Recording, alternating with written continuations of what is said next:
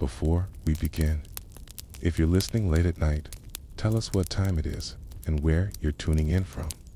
We read every comment, and if you'd like more true stories that help you sleep quietly, unsettling, strangely peaceful, and always real, subscribe now and let history tuck you in. Asterix, you walk into Salem Village at the tail end of 1691.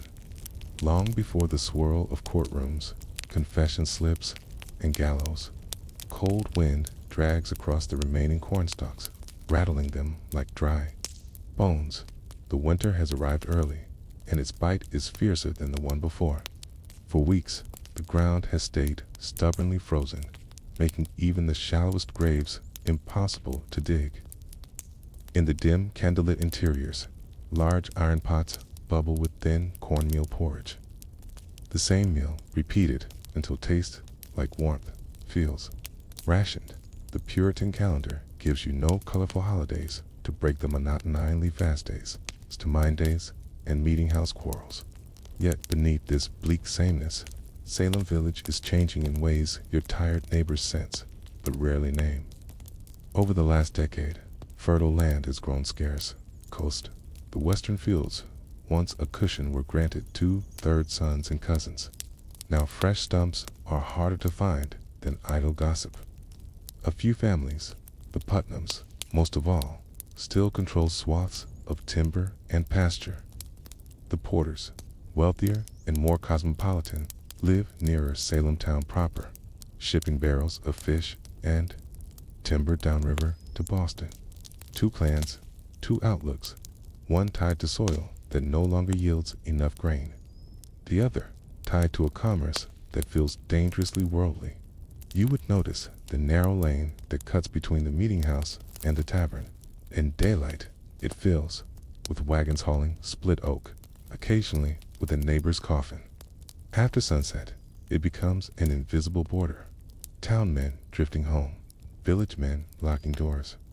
The meeting house sits awkwardly on that border to its bare windows leak heat. Its pulpit leaks discord. Reverend Samuel Parris, newly installed, spent 3 years insisting his salary be paid in coin rather than corn, but silver is scarce.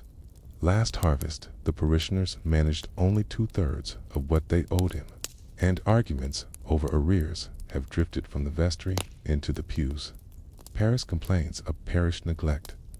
Farmers mumble of worldly greed. Little by little, a sermon becomes an audit. Outside, the Atlantic economy worsens the chill. English war with France bleeds across the ocean, disrupting trade routes that once cued the rhythms of Salem's waterfront. Prices for West India molasses spike.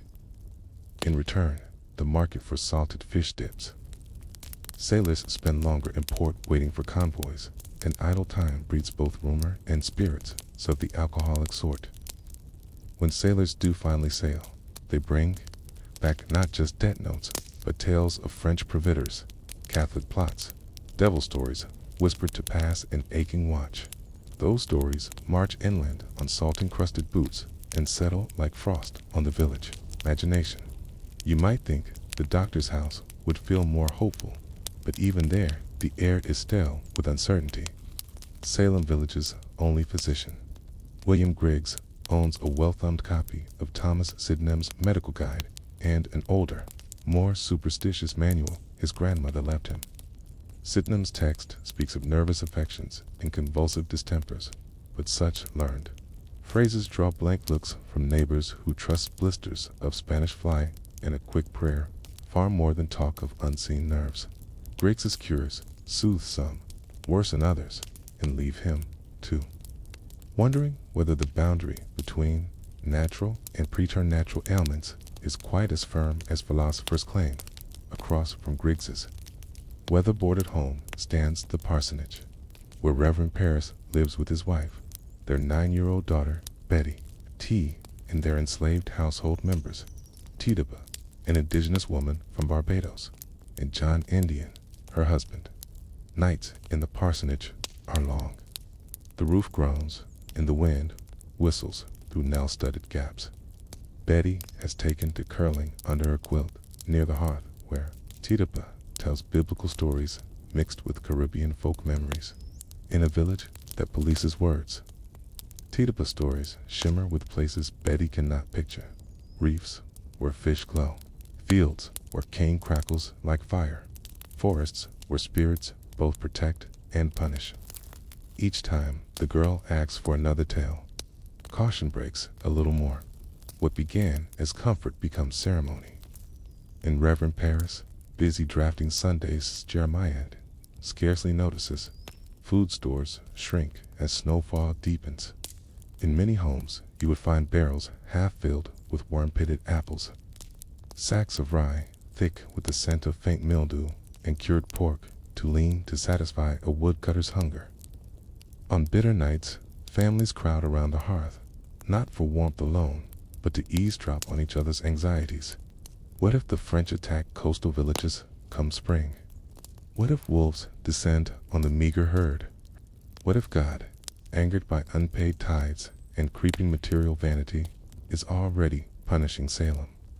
Few admit such thoughts aloud, yet their heaviness settles like ash on every conversation. While men attend the village committee to dispute fence lines and ministers' dues, many women weave the fabric of community in lonely kitchens.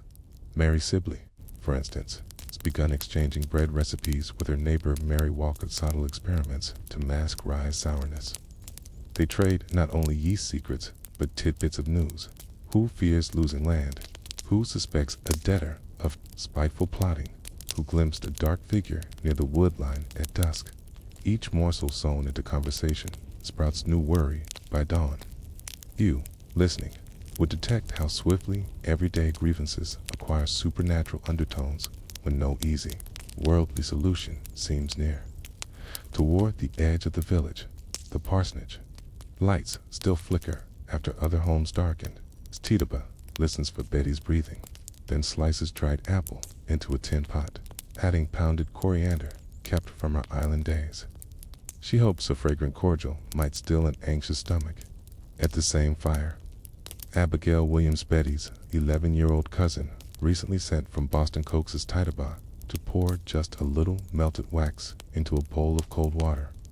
She heard in Boston that wax may float into shapes, revealing a suitor's face, a harmless parlor diversion in a city of trading houses and coffee stalls. But here, in a village already trembling at invisible dangers, the line between playful divination and diabolical contact is perilously thin. When Betty stirs under her quilt, her head aches. She whimpers about pins pricking her stomach and imagines a tall woman in black tugging at her limbs. Paris, summoned, kneels beside the bed. His theology offers two explanations: affliction by God or temptation by Satan. Neither comforts a father, nor does it help that only last week he scolded half his congregation for withholding corn. Is God making an example of him? Is the devil mocking his ministry? Questions pile like snowdrifts while outside. The village carpenter hammers another board across his barn door, muttering about thieves with wolfish hearts. In the morning, the minister rides 3 miles to Salem town for advice. The road is icy, rutted. Paris passes the Porter farm, noticing smoke curling from a new brick chimney proof of townside wealth. He feels a flicker of envy, then guilt for that envy, then a flash of resentment that will seed future barbs from the pulpit. Town leaders receive him politely, yet their suggestions hire another servant. Keep Betty warm, pray feel insufficient. One merchant even jokes that Paris's tropical servant surely knows exotic cures. The remark lingers. Paris hears mockery of his finances, suspicion of Tituba, and a sniff of prejudice. Meanwhile, village rumors fracture like thawing ice. Some claim Betty's illness is proof that Paris angered God. Others wonder if Tituba's island stories brought something unwelcome. Still others note that young girls in Boston play odd fortune-telling games with little consequence. Perhaps Betty simply mimics city nonsense. Everyone, however, agrees on one fact. The minister's household, once merely indebted, is now disturbed. In Puritan logic, disturbance rarely stays contained. Night after night, the meeting house fills with prayers for mercy. You sit on a rough-hewn bench, breath-fogging, as Reverend Deodat Lawson, visiting from Boston, exhorts villagers to search their souls for hidden sin. He reminds them of Sodom, of Israel's wandering, of England's own civil wars. Each biblical tale lands like a hammer. Disaster follows disobedience. Witchcraft is but one mask worn by a larger rebellion against divine order. Mothers clutch infants whose codes won't break. Fathers recall taxes they failed to pay. Young men think of cider soft evenings spent laughing at church elders. In such a climate, confession becomes currency, and accusation, insurance. Outside, the moon lifts over bare branches, silvering the snow. Somewhere near Ingersoll's tavern, Samuel nurses cowballs against frost. Its breath lifts into the starlight like incense. Across the lane, Mary Sibley wonders if it is Wickador, merely practical to test whether the devil is near by baking a witch cake made from Betty's urine and rye meal, then feeding it to a dog. Practicality and superstition have long shared a kitchen table in Salem. Now, with every cupboard almost bare, they are nearly indistinguishable.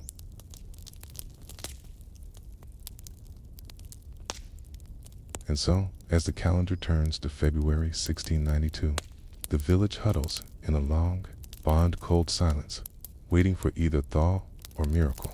You sense how a single new grievancing, unpaid debt, a stray insult, the haunting cough of a child might split that silence wide open. Yet, you'll also feel how deeply each neighbor needs some story. Any story that will make sense of scarcity, illness, and envy. Witchcraft is one such story, but not the only one. Land hunger, frontier war, ministerial pride, adolescent boredom all swirl together like soot in a gust, impossible to catch in single hands. Somewhere between your slow heartbeat and the crack of another frozen branch. You wonder, when the first accusation finally breaks this fragile hush, will it be spoken out of fear or out of opportunity? Asterisk, the village roads are still slick with half-melted frost when the first true crack sounds through. Salem's frozen silence, not a thunderclap, not a scream, but a quiet conversation over rye flour in the Sibley kitchen. Mary Sibley is no midwife, no healer, no priest's wife.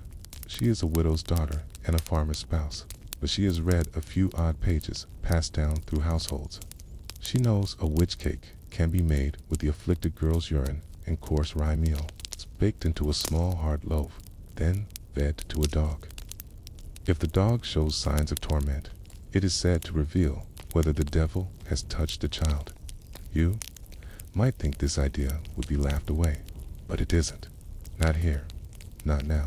Sibley shares the plan with Taida in a tone more practical than sinister, like boiling a poultice for a sprain or burning sulfur for rats. In the parsonage, Paris's daughter Betty is still writhing in her sleep, moaning about invisible fingers. Abigail, too, has started twitching, her eyes suddenly wide during prayer, her voice choked with sounds she can't explain. Reverend Paris is exhausted. He records the symptoms in a journal, desperate for a frame of meaning. He does not yet know what Mary, Sibley, and Tituba are preparing. The cake is baked. The dog eats it, sniffs, coughs, and whines, and then almost instantly word spreads. It's not just that Betty and Abigail are still sick, but that someone is meddling with folk magic in the minister's own kitchen. Paris is furious, not just because of the ritual itself, but because he wasn't consulted. His house is no place for unsanctioned tests, especially ones that smell of old-world peasant lore. Tituba is scolded. Mary Sibley apologizes, but something subtle has shifted. The girl's symptoms have been named aloud, and now a ritual has confirmed what many feared. Perhaps the devil really is present. Reverend Paris's sermons sharpen. They bristle with rebuke. He warns against spiritual laxity, against carnal distractions, against those who traffic in signs and portents outside. The Bible, he doesn't name names yet, but those who know him hear the strain beneath his words. The silence is breaking, unlike ice breaking over a riverbed. It will not refreeze easily. In March, two magistrates from Salem town, John Hathorne and Jonathan Corwin, arrived to question the afflicted girls. A makeshift court is formed in Thomas Beadle's Taverna, building that doubles as an inn and gathering hall. You can hear the wooden benches creak under the weight of the curious. Farmers, widows, sailors, and bondservants all press in to listen. The girls speak with strange clarity. They scream, they convulse, they name names. Sarah Good, Sarah Osborne, Tituba, three women, all outsiders in their own way. Good is a beggar, often seen muttering in the streets, sometimes barefoot, often pregnant, rarely clean. Osborne is an older woman, bedridden for years and entangled in a bitter inheritance dispute. And Tituba is enslaved, foreign, from Barbados. She speaks in rhythms no Puritan hymnal could replicate. She religion, background, and stories are unknown, and thus unsettling. Sarah Good denies everything. So does Osborne. But Tituba surprises them all. Her confession spills out like a flood. She says she saw the devil. She says a man with yellow eyes came to her. She says there were other witches, 4, 5, maybe more. She speaks of black dogs, red cats, a tall man in a dark coat. She says the devil forced her to sign his book, and that she saw the marks of other women there too. Her voice trembles. She is either terrified or skilled or both. You must understand, in this climate, a confession is a strange kind of safety. By confessing, Tituba is spared, for now. She is believed to be useful, a source of intelligence. An informer, Good and Osborne, who deny the charges, are dragged away in chains. Tituba remains in the jail longer, kept for questioning. Paris, conflicted, records her words. He likely views her confession as both spiritual defeat and political advantage. It proves his household was attacked by evil, not complicit in it. The dam is broken. Other girls begin showing signs of affliction. Anne Putnam Jr., Mercy Lewis, Mary Walcott. Each has seen something strange. Each can name someone who came to them in a dream, or pinched them, or flew through the air. Most are young. Some are servants. Some are from families with grudges to settle. But they are believed. And each new accusation feeds the others. Whispers multiply. Why didn't Osborne go to church for 3 years? Why did Sarah Good curse a neighbor's cow just before it died? Who gave Tituba that odd herb last autumn? Why did that butter curdle on a warm day, or cause Goody Nurse's child to waste away in May? The rhythms of the village shift. Men postpone barn raisings to attend hearings. Women tighten their bonnets and speak more carefully in market stalls. Children watch with wide eyes. Spectral evidence, that is, visions or dreams claimed by the afflicted, begins to be accepted in court. If Anne says she saw someone's ghost tormenting her, she convulses on cue. When that person enters the room, it is taken seriously. It is taken as proof. Some villagers begin to worry privately. They recall that England has moved away from accepting spectral evidence. They remember that in past years, a bewitched pig or a sick child might be explained as God's punishment, not Satan's plot. But now, skepticism sounds dangerously close to sympathy, and sympathy sounds dangerously close to guilt. Reverend Paris leans into the rising wave. Fatigue. In his Sunday sermons, he draws from the Old Testament with increasing vigor. Thou shalt not suffer a witch to live, he reads aloud. His tone grows urgent. His flock nods. Many are grateful that someone, finally, is putting a name to their misery. Back in Boston, authorities begin to take note. Governor Phips is preparing to return from England with a new charter. Massachusetts has been without a legal government 4 months after the old one was revoked. In the legal vacuum, local magistrates hold improvised courts. There is no standardized system, no clear oversight. Fear fills the gap where laws should be dot. By April, the jails are full, not just with beggars or outcasts, but with respected women. Rebecca Nurse, age 71, is arrested despite her sterling reputation. Her family protests. Even some church leaders hesitate, but the afflicted girls insist. Nurse's spirit came to them in the night. She tried to strangle them. She signed a devil's book. They cannot be lying, can they? A trial date is set. In the fields, lambs are born. The rye begins to rise.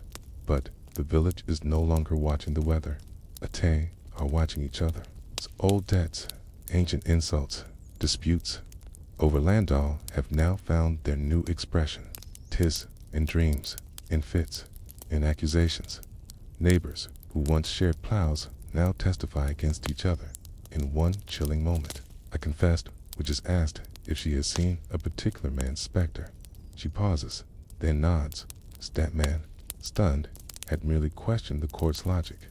2 days prior, now he is accused. Even Paris begins to feel the tide turning uncomfortably close. He tightens his alliances. He writes letters to Boston, prays more often, more publicly. But doubt has already entered some minds. If the devil could deceive even the most devout, how sure can anyone be of anything? You sit by the fire at Ingersoll's Tavern and listen to two farmers talk in hushed voices. One remembers that his wife once bought herbs from a now accused woman. The other says his cow stopped giving milk after a quarrel with that woman's daughter. They fall silent. Then one mutters, "It can't all be chance, can it?" Outside, the snow has finally melted. A single green shoot pokes through the earth where the meeting house casts its afternoon shadow. But in Salem Village, spring will not bring relief. It will bring a gallows. And in this quiet but deadly season, another question lingers in your mind. Did Tituba tell the truth that day, or did she simply say what she sensed everyone needed to hear? Asterisk. The spring of 1692 arrives in name only. Though the snow recedes and the trees begin to bud, Salem Village remains gripped by something colder than any February windup, collective fever of blame. By now, the jails in Salem Town, Ipswich, and Boston are swollen with the accused. The village's meeting house fills not with sermons of grace, but lists of names. Mothers, widows, merchants, ministers, wives. No one seems too holy, too frail, or too connected to be safe, and still, not one piece of physical evidence has emerged. The evidence, you see, is in the eyes of young girls, in the spasms of their limbs, in the tremble of their voices when they say, "She pinched me," or "He made me sign the book." Courts, once meant to deliberate slowly, now lean on immediacy, on panic disguised as judgment. The afflicted girls arrive in court, dressed modestly, but with eyes darting and hands twitching, as if something unseen passes through them. When the accused enter, the girls scream. They fall. They choke on air. You might expect this to raise doubt, but instead, it raises conviction. On May 27th, Governor William Phips establishes a special court of oyer and terminer to handle the growing number of cases. He names his trusted associate, William Stoughton, as Chief Justice. Stoughton is a man of hard edges and Puritan resolve. He does not question the court's methods, nor does he shy from using spectral evidence. His only goal is order swift, visible, and unquestioned. The first to face this new tribunal is Bridget Bishop. Bishop is no stranger to trouble. She wears bright clothing. She runs a tavern, squalled with neighbors, and she was once accused of witchcraft years earlier, but acquitted. That stain never quite faded. When her case comes to trial, the girls convulse, scream, and point. Neighbors speak of chickens, dying after her visits. One says she looked at him strangely, and his ox fell ill. Another recalls seeing her shape in a dream. When pressed, Bishop says little. Her sharp tongue, once used to fend off gossip, now seals her fate. The jury finds her guilty. On June 10th, she is hanged on Gallows Hill. Not burned, as some imagine, but hanged quietly, efficiently, without prayer. No one comforts her. No one records her final words. After that, the rhythm becomes familiar: accusation, interrogation, screams, confession, refusal, trial, execution. July brings 5 more hangings. August, 5 more still. Rebecca, nurse elderly. Pius, Frailes, hanged. So is George Burroughs, a former minister. When Burroughs recites the Lord's Prayer on the gallows without stumbling something, witches were supposedly unable to do some gasp. But Cotton Mather, who watches, assures the crowd that the devil can mimic righteousness. The hangman proceeds, in this moment, you understand something chilling. Even proof of innocence can be reinterpreted as evidence of guilt. Mather and other ministers had long warned against an invisible war between God and Satan. But now that war seems to require visible casualties. Salem is purging its imagined illness by bleeding itself dry. The jails continue to overflow. Children are accused. Dogs are killed for behaving oddly. Even Giles Corey, an 81-year-old farmer, is pressed to death, crushed with stones after refusing to plead guilty or innocent. His silence is interpreted as resistance. The court demands answers. Corey says only, more weight. In the village, life must continue. Fields must be planted. Wood must be chopped. But in every interaction, the air is different. A paused glance holds danger. A missed church service, a muttered word, an awkward silence, we become suspect.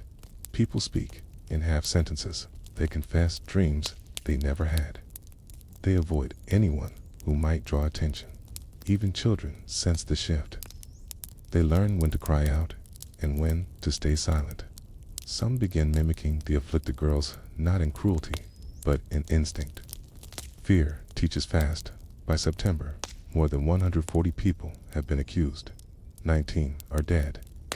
Others rot in jail, chained by the neck. Their families charged for the cost of their food. The accused are not just executed, they are impoverished, erased, and disowned. Their land is seized. Their children are orphaned. Their names are stripped of dignity and offered as warning. But the tide is turning as accusations spread.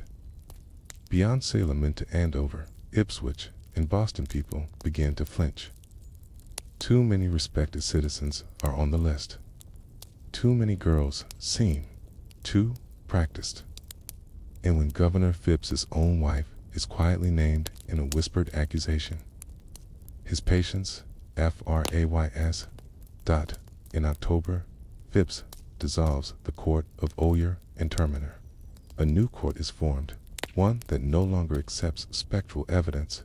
Without visions, the girl's power evaporates. Without power, their stories weaken. Without those stories, the accusations crumble. Most of the remaining prisoners are acquitted. Some are released. Some die before their trials even occur. In May of 1693, Phipps pardons the last of the accused. The storm, it seems, is over, but the scars remain. Reverend Paris clings to his position for a time. He begs for forgiveness. He fasts. He writes letters full of remorse, but the damage is done. His congregation dwindles. In 1697, he resigns. He lives out his days quietly, dying in obscurity. Tituba, the woman whose confession ignited the fire, is never tried. She remains in jail for over a year. No one wants to pay the fee to release her. Eventually, she is sold to another household, her name fading from records. Whether she meant to stir chaos or merely survive it, No one ever asks her. In 1706, Anne Putnam Jr., now grown, stands in her church and confesses. She says she was deceived. She says she never meant to cause harm. But by then, it is too late. Her words fall like dust on the graves of those she helped bury. In 1711, the Massachusetts legislature reverses the convictions of many of the accused. They offer financial restitution to surviving families. Small gesture, decades too late. In 1957, more than 2 centuries later, Massachusetts formally apologizes for the trials. And yet, none of this undoes the core truth. The Salem Witch Trials were never about witchcraft. They were about fear and land and class, about personal grudges wrapped in spiritual language, about young girls playing roles in a drama they did not fully understand, about ministers trying to hold control over communities unraveling in the face of hunger, war, and change. They were about silence and speech, about who was believed and who was not. And in that sense, you realize they were not unique to Salem. They have happened before. They will happen again. You lean back. The embers in the hearth are dimming. Somewhere outside, snow begins to fall once more, not harshly, but slowly, like ash settling over a landscape that has finally gone quiet. But even now, centuries later, you might still wonder, if it had been you on trial, what could you have said to convince them you weren't a witch? Before the first cry of witchcraft echoed from the mouth of a child, before the jail cells swelled and the gallows were erected, a quieter, slower fracture had already begun to divide Salemite in spirit, but in geography. And as you drift into this older tension, you discover that perhaps the most fateful line in the story was not drawn by any minister or magistrate, but by surveyors wielding wooden stakes and grain ledgers. This is not the Salem of myth, where broomsticks pass beneath the moon. This is the Salem of plows and oxen, of salt barrels and wheat tallies, where mud gathers at the hem of every tunic, and the most powerful weapon is a land deed. Salem Village and Salem Town were never meant to be one thing. Salem Town sat closer to the sea, with wide roads, brick shops, and ships that hugged the coastline like friendly ghosts. It was a place of trade and coin, tied to Boston and beyond. Salem Village, by contrast, sprawled inland, stubborn, earthy, and increasingly poor. Its families tilled fields with rusted blades, debated theology between furrows, and measured a man's worth by how many acres he could work before dusk to the outside world. They were both Salem. But to the people who lived there, they were something else entirely. The town grew rich on cod, molasses, and imported cloth. Its merchants mingled with Boston gentlemen, drank rum spiced in the Indies, and read London papers weeks late but eagerly. The village grew weary. The soil grew rockier by the year. Second sons inherited less, and sermons, once full of fire and hope, became warnings of vanity, of temptation, of God's slow-burning wrath. The porters were town people. Their wealth came from ships and counting rooms, and they favored independence, reason, and the Atlantic economy. They built homes of clapboard and glass, and they looked westward, toward New England's rising cities. The Putnams were village people, farmers, militiamen, landowners with roots in the soil. They believed in duty, in God's punishments, and in a Puritanism that had grown less fashionable but no less devout by the 1680s. Their feud had already begun, not with swords or shots but with votes. Salem Village wanted its own church. Salem Town resisted. Having your own church meant you could collect your own taxes, choose your own minister, hold your own records, control, in other words, the soul of a place. The porters and their town allies argued that Salem was one parish. That unity mattered more than a few miles of marshy road. But the Putnams pushed harder. They claimed the trip to town was too far for old feet and sick infants. They said the ministers in town had grown too liberal, too worldly, too lenient, and they demanded the right to hire someone who preached fire, not diplomacy. After much struggle, they won. Salem Village got its own church bare, cold and small, but theirs. They called Reverend George Burroughs from Maine to lead it. He was smart, well-spoken, and poor. His wife had died. His debts were many. But he preached with fury and energy, and the Putnams thought he might be the one to stir their tired flock back into life. He lasted 2 years. The Porters didn't trust him. They said he was too dramatic, too ambitious, and when his debts became public, his credit with both factions crumbled.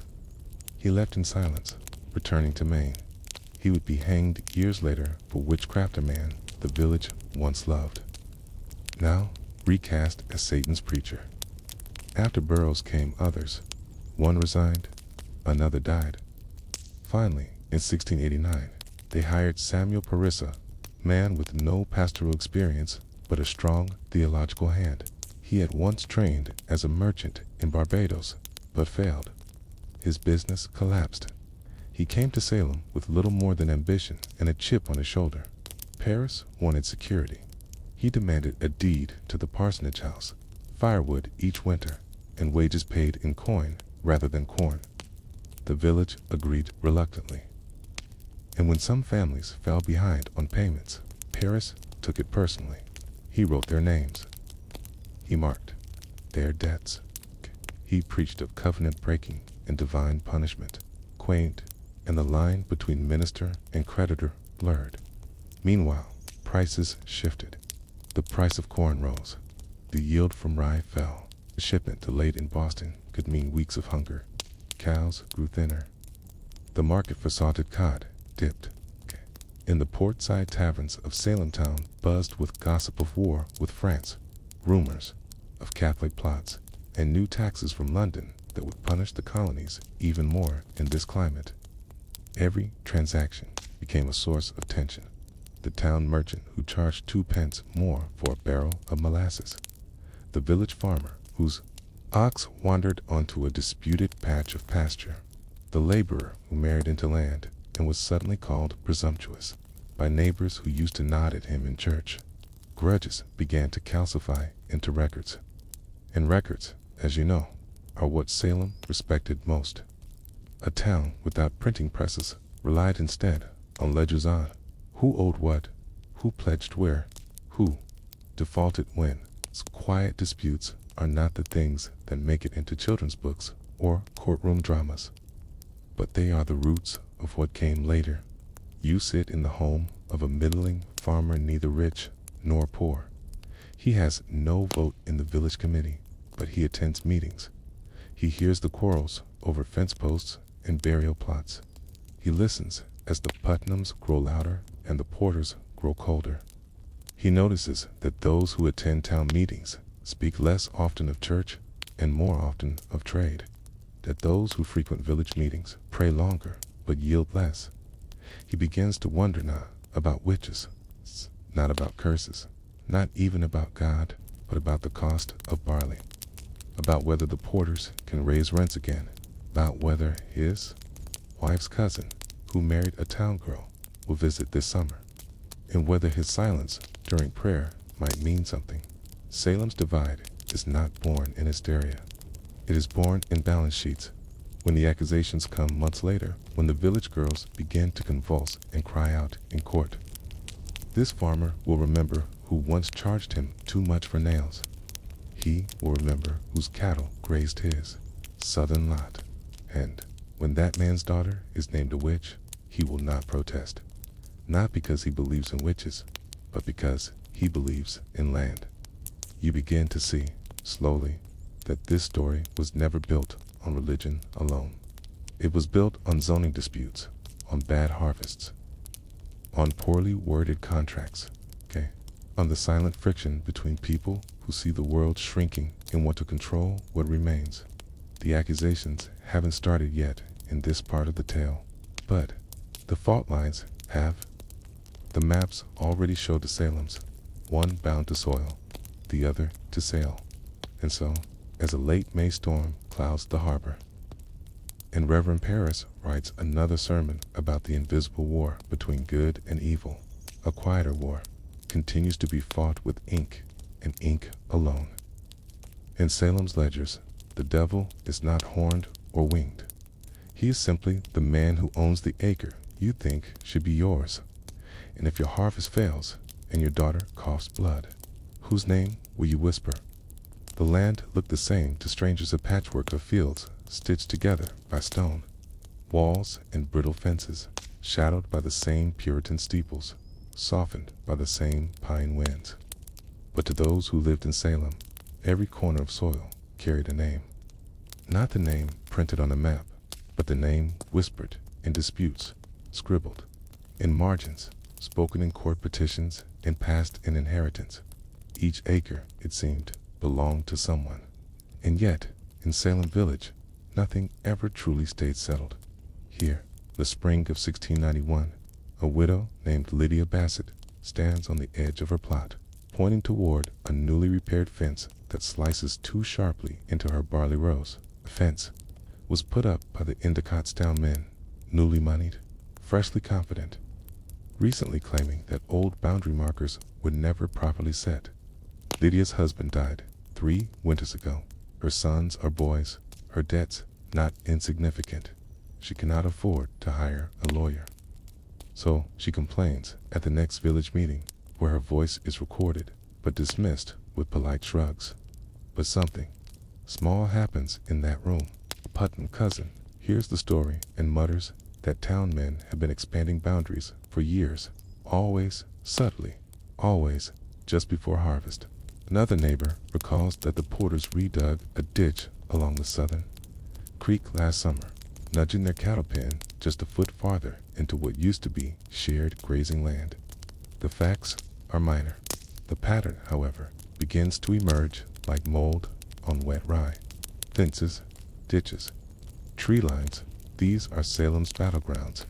Each family kept its own rough map, not printed or sanctioned, but passed from hand to hand, like heirloom scripture. Hey, and each map shaded the world slightly in favor of its holder. A pine that once marked the edge of a plot might rot or fall. Cornerstone might be pushed by frost or by hand. And when surveyors came often hired by the very people they were meant to adjudicate, they'd walk the field, consult the clashing diagrams, and shrugged. Paper held no weight without influence. Salem town had the ink.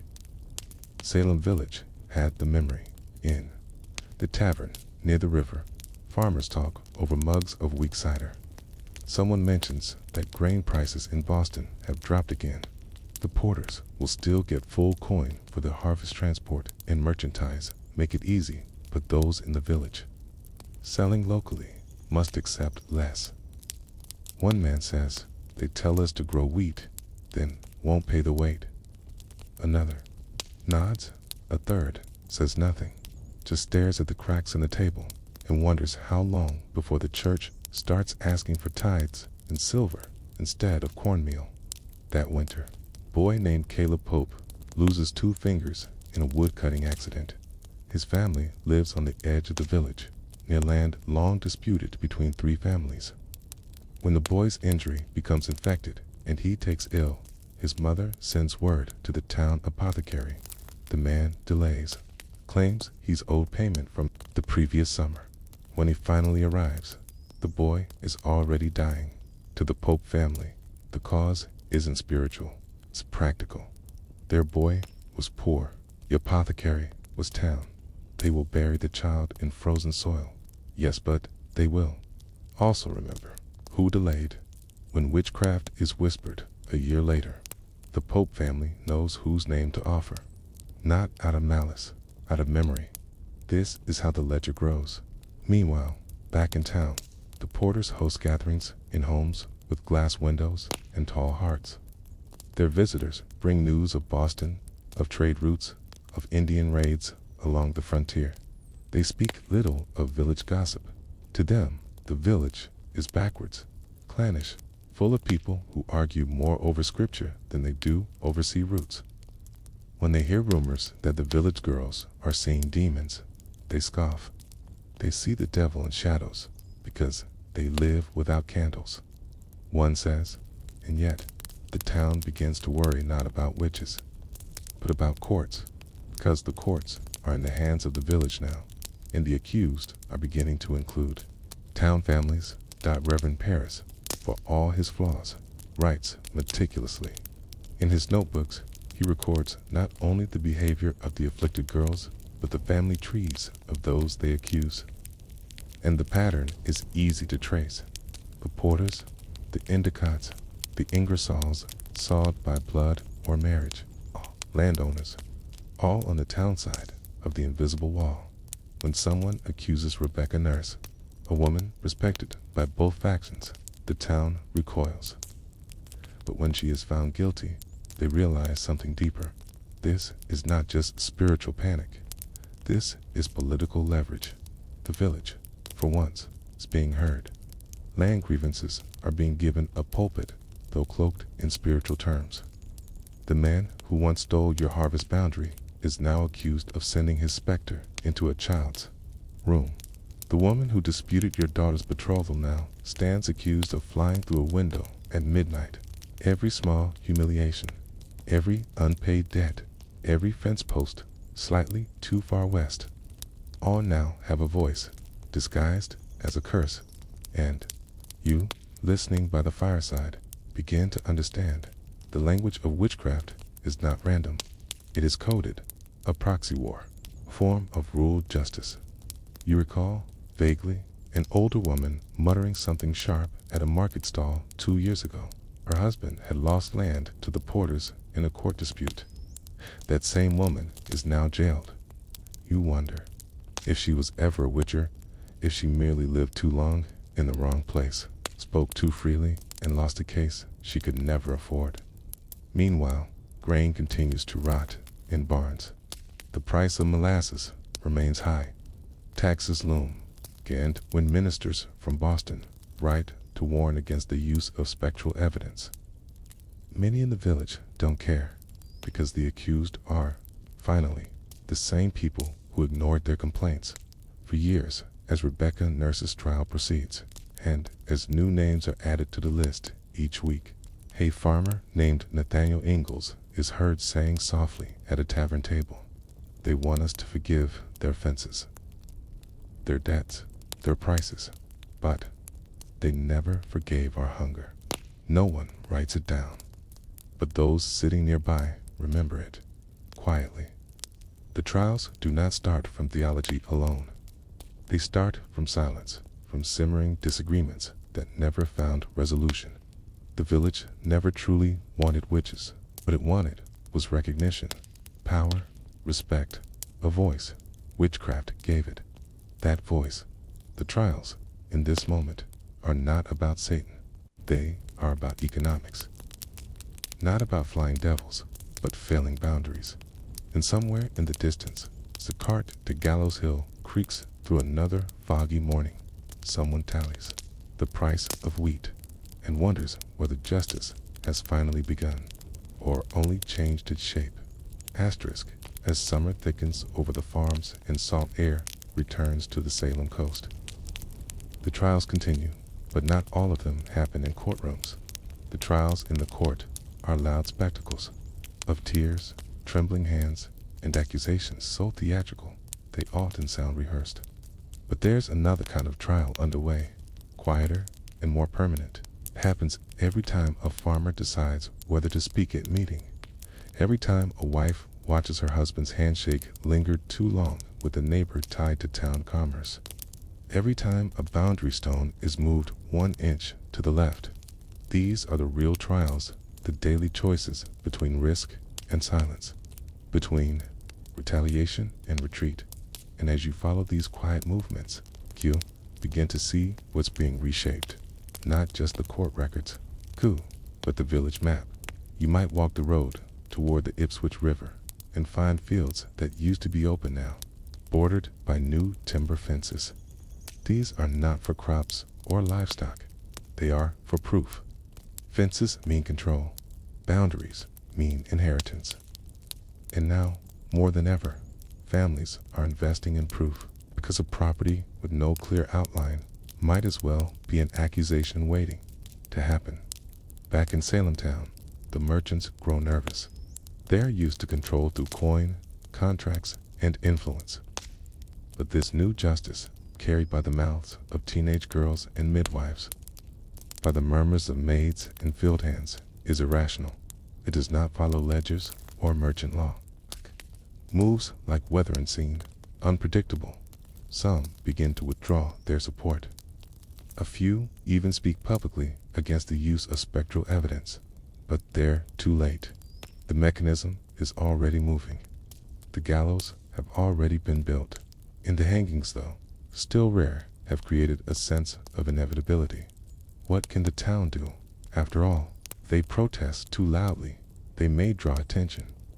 And in this moment, attention is danger. The village, on the other hand, is discovering something new. Fear can be a form of leverage. Not everyone uses it with malice, but it's there. Putnam Cousin proposes a new boundary line at the next parish meeting, and no one opposes him. A dispute over timber rights that's lasted 5 years is suddenly dropped. An elderly woman who once threatened a lawsuit over livestock damage is now strangely quiet. The lesson is clear. People who once resisted now yield. Not because they are guilty, because they are afraid. Meanwhile, Reverend Paris preaches more fire from the pulpit. His sermons are thick with biblical allegory, Egypt and plagues, Babylon and betrayal. He no longer names specific sinners, but everyone hears the names between his pauses. He keeps his salary now, mostly. The church is full, and though some claim it is filled with frightened hearts, not faithful ones, he does not care. Attendance is attendance. Authority, once slipping, is now reclaimed. You pass by the parsonage and see the fields stretching behind Eton, remarkable. Quiet, but the soil itself remembers. It remembers the hunger that followed 3 poor harvests in a row. It remembers the arguments over which families supplied firewood to the minister and which did not. It remembers whose daughters were invited to dinner and whose were left outside the gate. Those memories, invisible though they are, help form the logic of accusation. Somewhere near those same fields, a girl named Sarah Bridges begins to experience fits. She says she sees a black cat in her sleep, that she feels cold hands on her back when she tries to pray. She is 11. Her mother whispers that perhaps it is the devil's doing. But her father, a man who once sued a town merchant for cheating him over salted pork, offers a different interpretation. He says nothing out loud, but a week later, the daughter of that merchant is named among the accused. That's how easy it is. The language of demonic visitation is now so well rehearsed that it takes only a few rehearsals, one story told at the hearth, one dream described in the barn to give it form. The afflicted girls are not lying. Not exactly. They have simply absorbed the script. They know what is expected, and in a world where most of them own nothing, not even their time or labor, script gives them a kind of power. By August, the accusations begin to stretch into absurdity. A man is accused of turning invisible and lifting a barrel of cider with one hand. A woman is said to have flown over the meeting house during a thunderstorm. Children are summoned to describe their dreams. Dogs are slaughtered for looking curiously at a witness.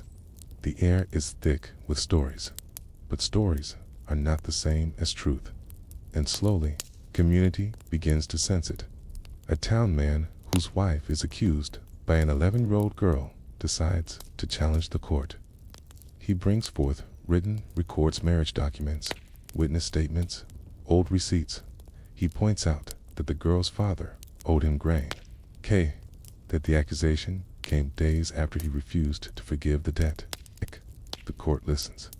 And, for the first time, the community listens to someone in the gallery coughs. Someone else shifts. uneasily. A doubt has been planted.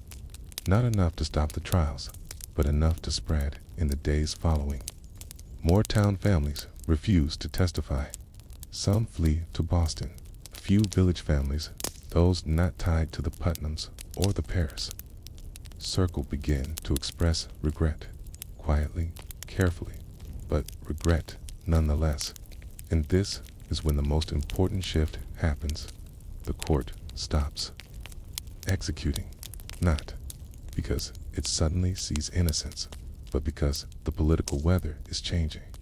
Boston is watching. England itself, far across the ocean, is beginning to hear whispers that the colonies have gone mad.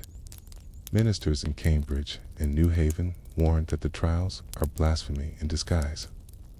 They quote scripture not to condemn witches, but to condemn the judges. The court feels the tide. In September, several prisoners are found not guilty. The crowd is confused. Is the devil still here? Has he retreated? Or was he never here to begin with? The village does not get an answer.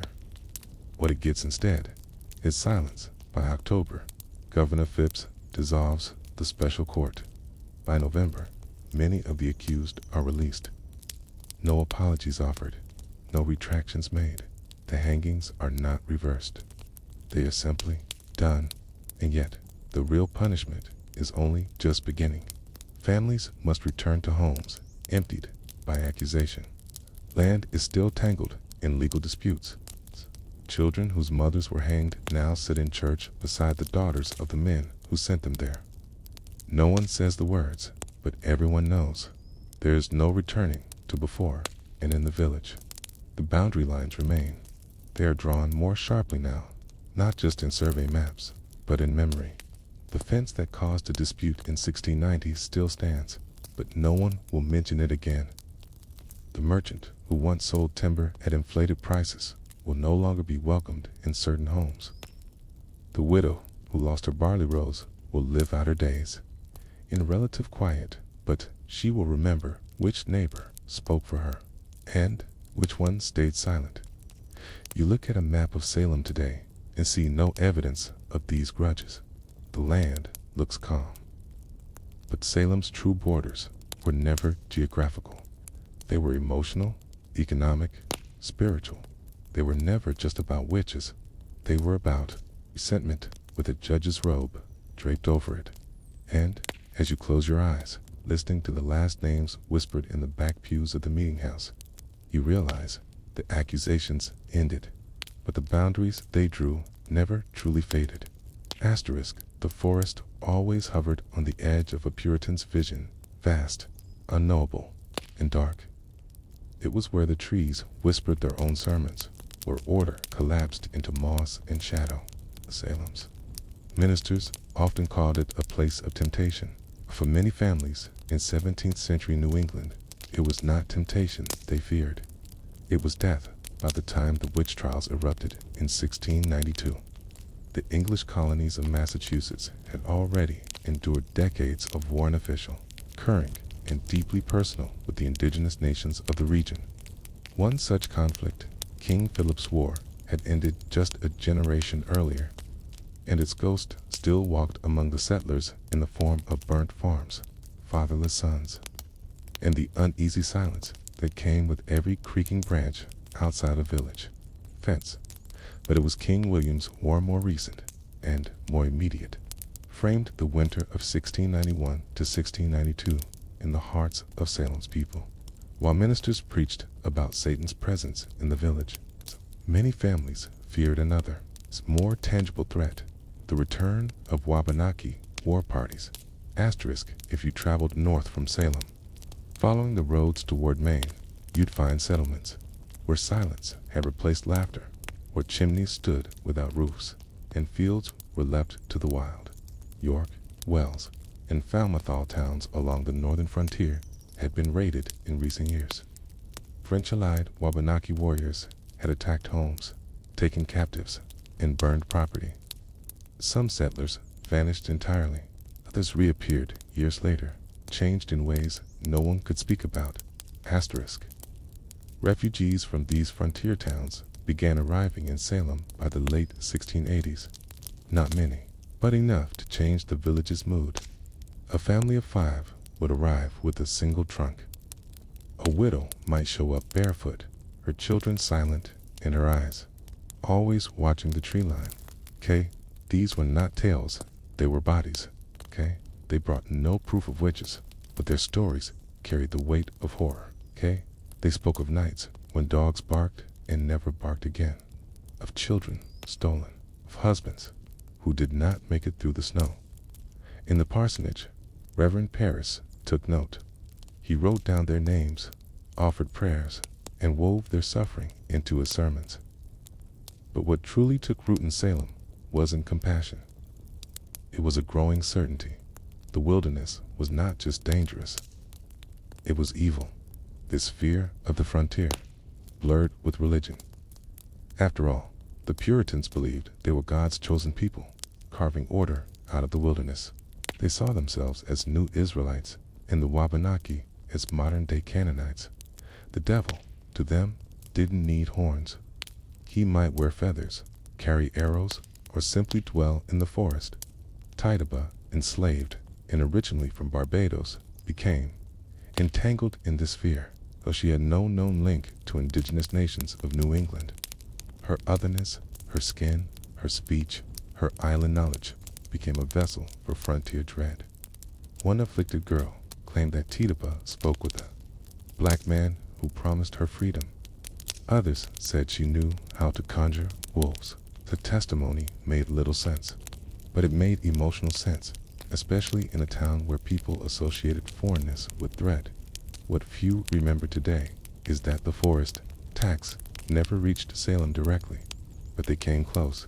In January of 1692, a raid near York resulted in more than a dozen deaths and multiple kidnappings. A group of survivors, many of them children, traveled south for safety. Some passed through Salem. One girl, aged 11, was placed temporarily in a home not far from the village meeting house. Her nightmares became local legend. She screamed of men who painted their faces with ash, of fires that lit the treetops, of mothers buried beneath snow. She was not possessed. She was grieving, but her cries sounded much like those of the village girls already at the center of attention. And her presence helped bridge a psychological gap, the idea that a child's pain could be both personal and spiritual. By March, whispers of witchcraft were fully entwined with whispers of war. Some said the devil had aligned with the Wabanaki. Others went further, that witches in Salem were communicating with the French, sending dreams to their warriors, guiding them to English homes. The logic was stretched thin, but fear rarely waits for logic to catch up. One particular woman, Ann Foster, accused later that Summer was said to have sent her spirit to help the Indians. When asked to explain how, she simply wept. She did not know. The accusation was absurd, but the question was real, and its presence in court reveals a quiet truth. Salem wasn't just afraid of witches, it was afraid of being surrounded. For many villagers, the boundary between the wild and the civilized had always been thin, but now, even their own neighbors' maids, midwives, even ministers were being accused of crossing that boundary, not physically, but spiritually. The forest was no longer out there. It had moved inward, into dreams, into kitchens, into the eyes of young girls and the prayers of old men. You sit near a hearth in Ingersoll's tavern and overhear an older man, a veteran of the frontier wars, telling his story. Speaks of a night near Casco Bay when his cabin was surrounded by silence so deep it felt like God was watching. Then came the crack of musket fire, and then nothing. He lost 2 brothers. His wife never spoke again. He tells this not as a call for vengeance, but as a reminder, evil has many faces, and not all of them are French or indigenous. What he does not say, but what everyone there knows, is that this kind of fear doesn't vanish. It lingers. It needs a place to land, in 1692. It landed in the courtroom. Nearly every person who confessed to witchcraft that summer mentioned something about sending harm beyond the village. Some said their spirits flew over forests. Others described meeting dark shapes from the east. These details were not consistent, but they shared a common shape, the shape of imagined geography, where the wilderness was enemy territory, and Salem was the last outpost of righteousness. The ministers used this image often. A city upon a hill, they called their colony. A bright light in a dark land.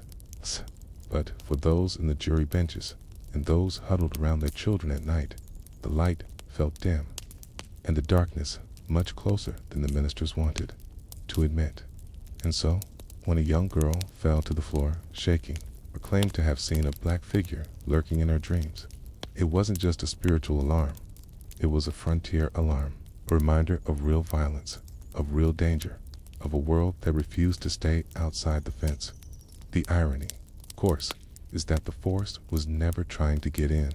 The violence of the wars was real, but it was also part of a larger story of invasion, settlement, resistance, and survival. The Wabanaki were fighting for their land, their lives, and their futures. The French were exploiting those tensions for imperial gain.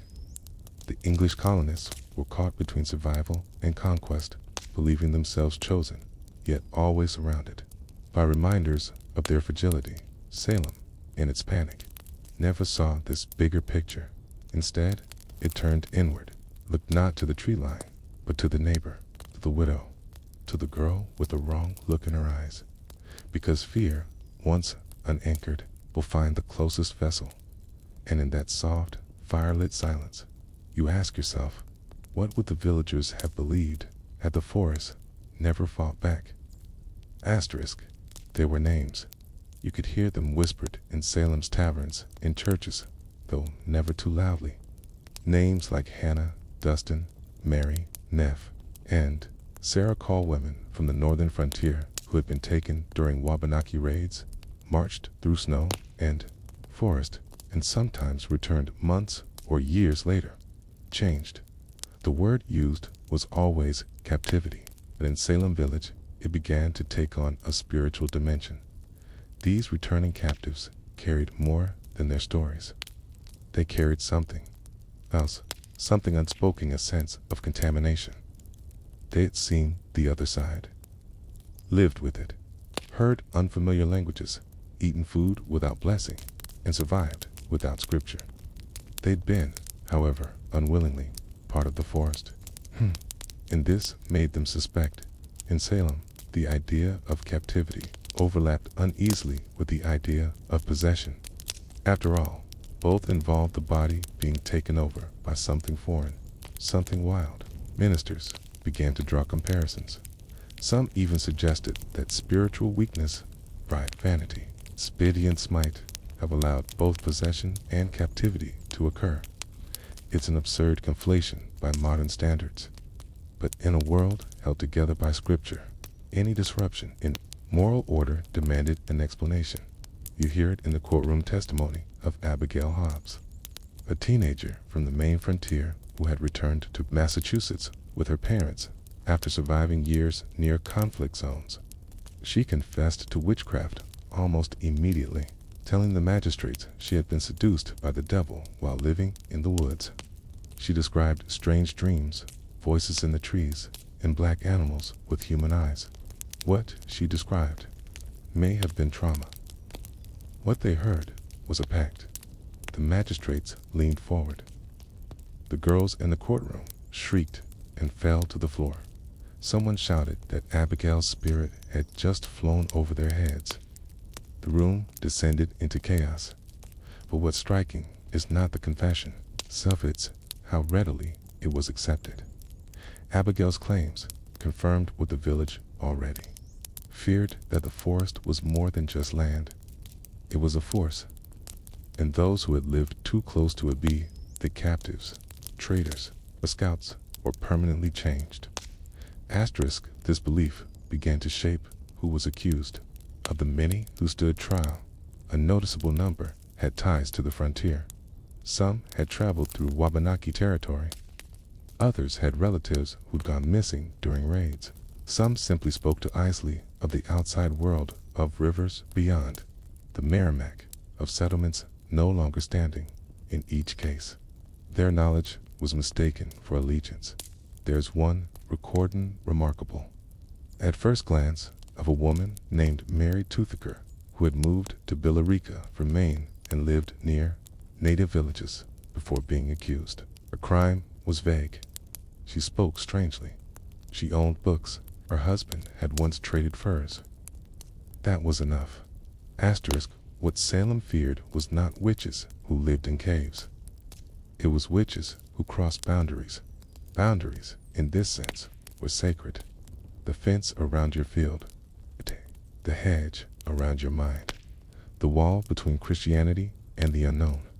Those who wandered, whether physically or spiritually, were dangerous. This paranoia did not come from thin air. It came from decades of loss. Asterisk, King Philip's War in the 1670s had seen more than 600 colonial men, women, and children, killed nearly 5% of the English population in New England. Hundreds of homes were burned. Dozens of towns were attacked. The trauma was not limited to the battlefield. It lingered in dreams, in prayers, in the way children were taught to sleep with their boots on. When the war ended, settlers rebuilt. But they did not forget. They passed the stories down. You would hear them by candlelight, of villages where heads were displayed on pikes, of rivers that ran red. And though the details blurred with time, the message remained sharp. The forest takes what it wants. Asterisk. So when the afflicted girls in Salem described a dark man with long black hair, or a voice that came from behind the trees, the imagery was not arbitrary.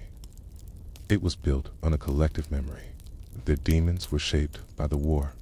Even Reverend Cotton Mather, Harvard, educated and steeped in theology, referenced frontier danger in his sermons. In one pamphlet, he warned that the devil hath planted his kingdom in the wilderness. He spoke not just of sin, but of savages, of drums in the trees, a spiritual wilderness that mirrored the physical one. This rhetoric fed directly into the trials. One magistrate asked a suspect if she had ever spoken to one from the east. The question seems geographic, but in 1692, east meant the forest, the coast, the French, the Wabanaki. It's Caton's route into New England. To understand this fear, you must understand that Salem was not just punishing witches, was drawing maps. Maps of moral certainty. Maps that placed Salem at the center of order, and everything beyond the last farmstead as a source of corruption. And those who had ventured beyond, even involuntarily, were now too close to the edge. Imagine being one of them. A mother returned from captivity, sitting in a pew while others pray for your soul. You feel their eyes. You hear your child's name whispered during the sermon. You are home, yes, but never quite inside the circle again. The trials were a way of reasserting that circle, and those within it made sure it stayed tight. Meanwhile, real threats continued. Wabanaki scouts were still active. French ships appeared off the coast, and yet Salem's leaders focused on invisible enemies, not because they believed them more dangerous, but because they were easier to punish. You could not arrest a war, but you could arrest your neighbor. You could not hang the forest, but you could hang the woman who once lived near it. And in this small, quiet logic, fear found its method. By August, the court was flooded with confessions from those who claimed to have spoken with dark shapes in the woods. Some even said they had attended Sabbaths beneath the trees, where spirits danced and witches drank blood from carved gourds. These stories were likely fabrication tales fed to the accused during interrogation, then regurgitated under pressure. But the details were consistent, and consistency felt like truth to the magistrates. It confirmed what they already believed. The devil was working through the forest. The war was not over. It had merely changed form. As you stand on the edge of that belief, you notice something else. Most of the accused could not write. Few had land. Many were elderly, and nearly all were socially peripheral. They were easy to accuse because they were already outside. Outside power. Outside inheritance. Outside the circle. And so, as another confession is written down, and another woman chained, the village tells itself, we are protecting our borders, not just from witches, but from everything that settles us. You walk past the meeting house one night and hear wind through the birch trees. It sounds like a hymn or a warning, and you realize the truth that Salem never spoke aloud. It wasn't the forest they feared, it was what the forest reminded them they could never fully control. Asterisk. By the late autumn of 1692, Salem's executions had become a ritual. The court convened. The afflicted cried, the accused trembled. Spectral visions were described in vivid detail, and confessions real or coaxed were scrawled in uneven script. Then, if guilt was pronounced, the condemned were loaded into a cart and hauled toward the rocky ledge of Gallows Hill. What's often forgotten is that those last rides past the edge of the forest, that silent, unmoving border. The trees didn't speak, but they stood witness to the end. On September 22nd, the last 8 people were hanged. Among them was Martha Carrier, a woman from Andover who had survived a smallpox epidemic and frontier raids in her youth. Cotton Mather once called her a rampant hag, but to those who knew her, she was simply sharp-tongued and unbending. Her children were pressed to testify against her. Under pressure, they said she had taught them to sign the devil's book. They later recanted, but by then, the rope was already knotted.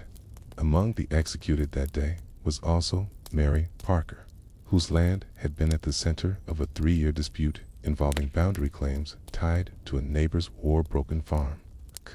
Court didn't mention the dispute. Everyone in the gallery remembered it. Another, Samuel Wardwell, had lived briefly near Casco Bay, working as a carpenter before returning to Andover. His travel alone made him suspicious. The idea that he had once interacted with Wabanaki people or traded with French-speaking farmers along the frontier was enough to make his guilt seem probable. In Salem's logic, movement implied corruption. And so, as the hangings continued, the pattern solidified. Those tied to the edge by geography, by memory, by speech, were most vulnerable. It didn't matter whether you had ever seen a ghost, muttered a curse, or lit a fire on the Sabbath. What mattered was whether your life fit the narrative the village had chosen. And the narrative was no longer about doctrine. It was about safety. The village wanted peace, but not the kind forged through understanding. It wanted the peace of silence, the peace of cleared fields, the peace of knowing that every face you passed at meeting had been seen, tested, and judged. In this mindset, the forest was a failure. It remained unjudged, unmeasured, unconverted. It had resisted the plow. It had fought back. It had swallowed entire families and returned only rumors. So, Salem hung its own, because it could not reach what lay beyond. The children who claimed to see spirits spoke less frequently of witches. By September, they began to describe armies of invisible people. Some said they heard drums. Others saw shapes that whispered in strange languages. The judges asked for names. The children had none, but their visions increasingly mirrored stories from the war front. One girl described a tall woman with black eyes who danced near pine trees and asked for bread. Another said a gray-faced man appeared at her bedside with feathers in his hair and smoke in his mouth. These were not local witches. These were imagined phantoms, drawn from the fears of a region still haunted by skirmishes, raids, and banished settlements. Even as the courts began to pull back, refusing to admit spectral evidence, commuting certain sentences, the language of the afflicted grew more desperate, more theatrical. It was as if the story they had been telling no longer matched the audience's needs. The village wanted closure, but the children wanted continuation.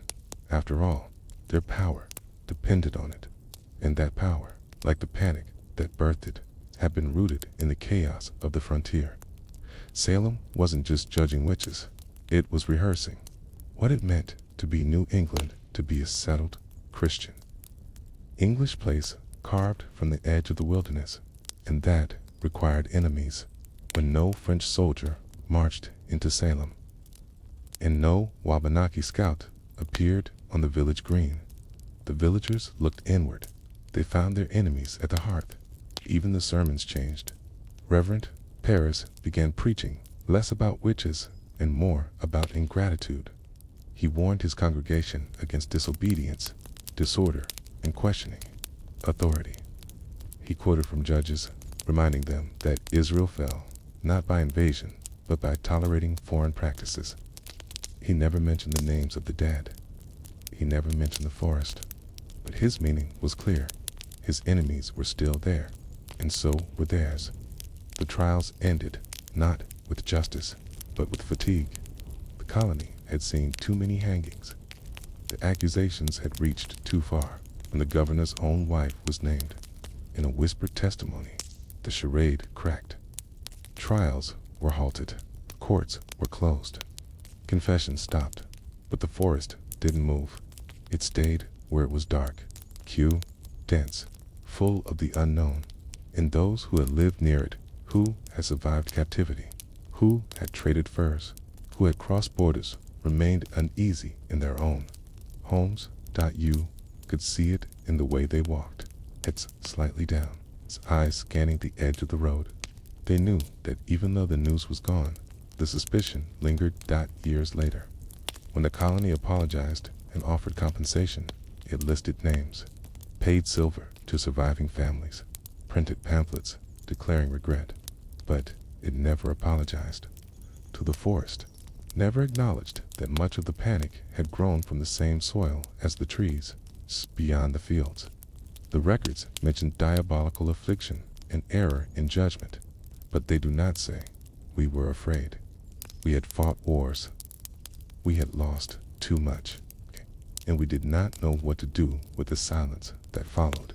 That silence remains. If you listen, it hums through the birches of Gallows Hill, rustles in the pine, along old Andover paths. Not a voice, but a presence. A reminder that Salem never found its enemy, only its reflection. And so, as you drift in the last quiet moments of this tale, a question returns slow, unresolved. Was the forest ever the danger? Or was it just the first place that didn't believe them? It began, as many things do in New England, with weather. The year 1691 brought a wet summer. Not violent or unusual, but wet enough. It's the kind of summer where morning dew lingers until midday, and rain comes softly, unpredictably, in slanted waves. The kind of weather that ruins bread before it rises. Hand leaves boots soft with rot. For Salem Village, it meant a poor harvest. Again, the rye fields, the backbone of the local diet, produced stalks that were short, heavy, and slow to dry. Barns across the village filled with damp sheaves. And in the corners of those barns, in the folds of straw, something else began to grow. Ergot. At the time, no one had a name for it. Not in English, anyway. The French called it ergot de Seagull, or spur of rye. To Salem farmers, it was just an oddity: purple-black growths, sprouting like tiny claws from the heads of rye. They looked like thorns or hooves. No one knew what they meant. Some thought them harmless. Others cut them off before grinding the grain, but not always carefully. The harvest was short. People were hungry, and the line between food and waste was always thinner in Salem than the ministers liked to admit. By autumn, the infected rye was in the flour. By winter, it was in the bread. What followed is still debated centuries later. But in 1976, behavioral scientist named Linda Caporale proposed a hypothesis.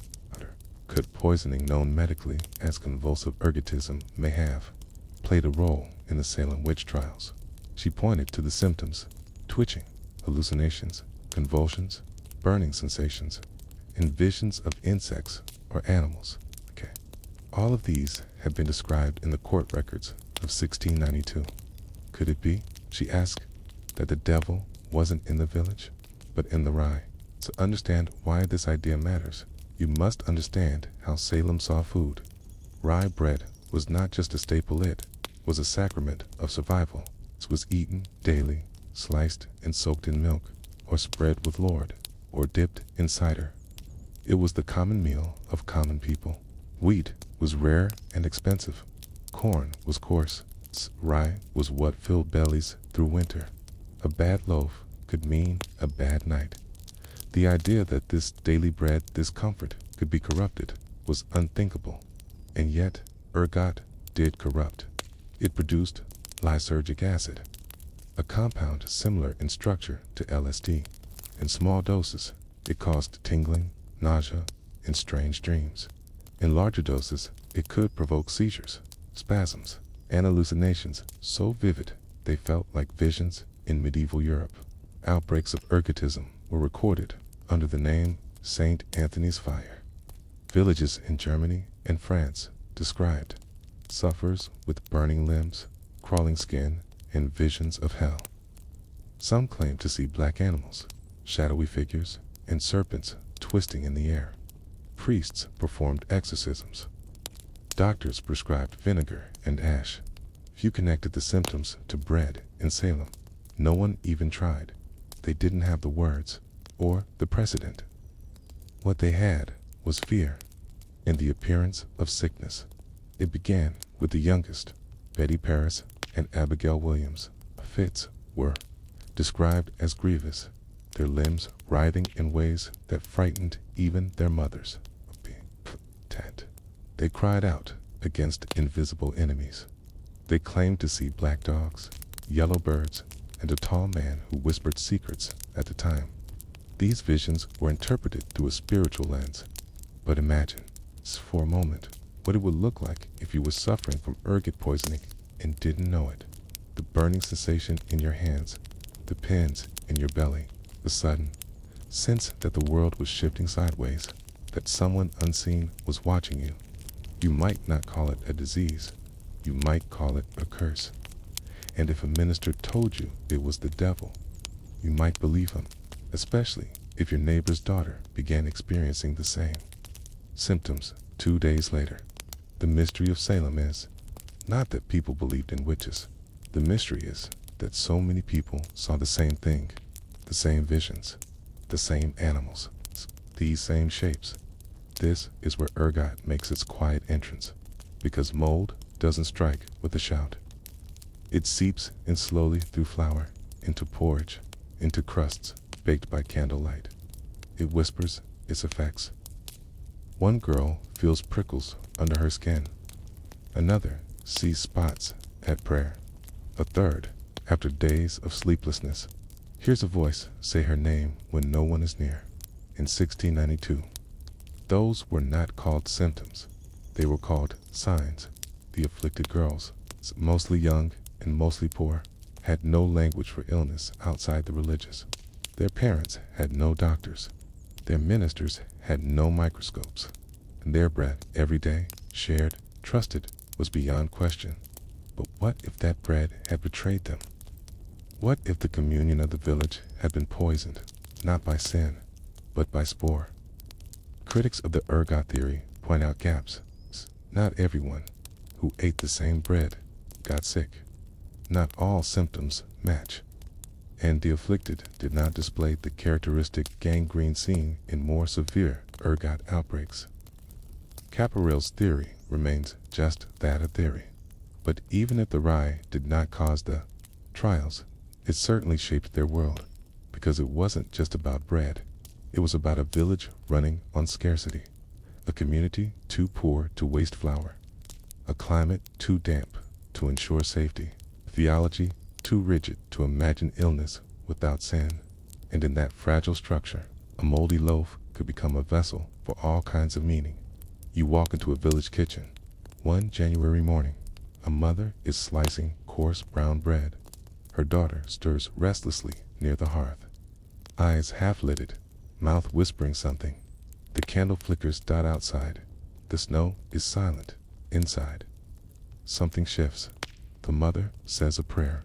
The daughter moans. The bread is not questioned. The devil is. And in that quiet assumption, the wheels of accusation begin to turn. Because in a world without science, every tremor is spiritual. Every illness is intentional. And every symptom demands a cause. Even if the cause is sleeping in the pantry. Even if it is warm and sliced and shared across the table. You sit with that thought, and wonder if the devil had entered through a crust of bread. Would anyone have known to shut the oven door? Asterisk, you return to a Salem kitchen, not the one with the moaning child, but another. This one belongs to the nurse family, known for their piety, their quiet manners, and their fresh bread.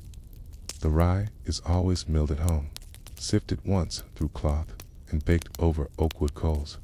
Nothing fancy, but reliable. That's what mattered. In Salem, not flavor, not indulgence, reliability. Rebecca Nurse is 71. Her joints ache. Her hearing fades at times, but her hands are steady, and her prayers are constant. She does not believe in curses. She believes in hard work and in the slow rhythm of the Psalms. Her rye bread is the best in the village, often given freely to neighbors in times of hardship. In February of 1692, she bakes a loaf and brings it to the Wilkins household. Their servant girl, Mercy, hasn't spoken in 2 days. Does her words come in burst sapped memories, half terror? She says her feet feel hot, but they're cold. She says there's a shadow man who sits near the oven. She won't eat. She weeps without reason. The family says it must be the devil. But Rebecca wonders if the girl is just hungry. They break the bread and offer it gently. Mercy sniffs it, hesitates, and takes a bite. The next day, her visions are worse, and suddenly, Rebecca, nurse biller of the church, neighbor without scandal, mother of 8 is being whispered about. Not because she did anything wrong, but because she fed the wrong girl at the wrong time, and the bread, like every action in Salem, was no longer neutral. Let's step back. Historians today argue about whether ergot was truly present in Salem's grain. The fields were damp. The symptoms partially match. But there's no surviving rye to test, and no written record that identifies spoiled grain directly. Still, can examine patterns. Most of the early afflictions happened during the colder months late. Winter and early spring wind preserved grain was all that remained. These were the months when food was stale, flour was gray, and mold had time to settle. Fresh harvests wouldn't arrive until midsummer. Until then, the village was eating its memories. You look through court records and find phrases like burning inside or a feeling of crawling.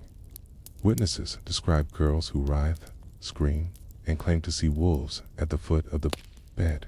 A few mention that afflicted children complained of their skin being too tight, their mouths dry and twisted. These aren't supernatural descriptions. They're clinical, familiar to doctors now, but terrifyingly unexplained in a Puritan world. Even the men of medicine, what few there were, had no vocabulary for it. William Griggs, the physician who examined the first afflicted girls, could not diagnose their condition. He eventually declared it the evil hand. That's what he wrote in his notes. The evil hand, a phrase that meant nothing and everything. But perhaps, if he'd looked closer at the flour sacks, he might have seen something else. Ergot was insidious stages. It resembles ordinary mildew. Black spots near the kernels. A faint, sour smell. It doesn't ruin all the grain-just pockets, In a world where every kernel matters, those pockets are easy to ignore or rationalize. It's winter. The barn is cold. The bread is slightly bitter. But still, it's bread. No one wants to believe their staple food is turning against them, especially not when the symptoms show up first in children, who are often less resistant to toxins, or in women who do most of the kneading and tasting, or in servants who eat the ends of loaves and sweep up spilled grain. It would have been easy to miss, even easier to mistake. Asterisk, 'cause the visions didn't arrive like dreams. They arrived like stories. One girl said she saw a man with a crow's face. Another claimed a neighbor's ghost visited her and whispered secrets. A third wept, insisting that a small black book hovered above her pillow each night, pages flipping by unseen. Hands. These are hallucinations, but they are also memories shaped by scripture. The girls didn't invent them. Asterisk.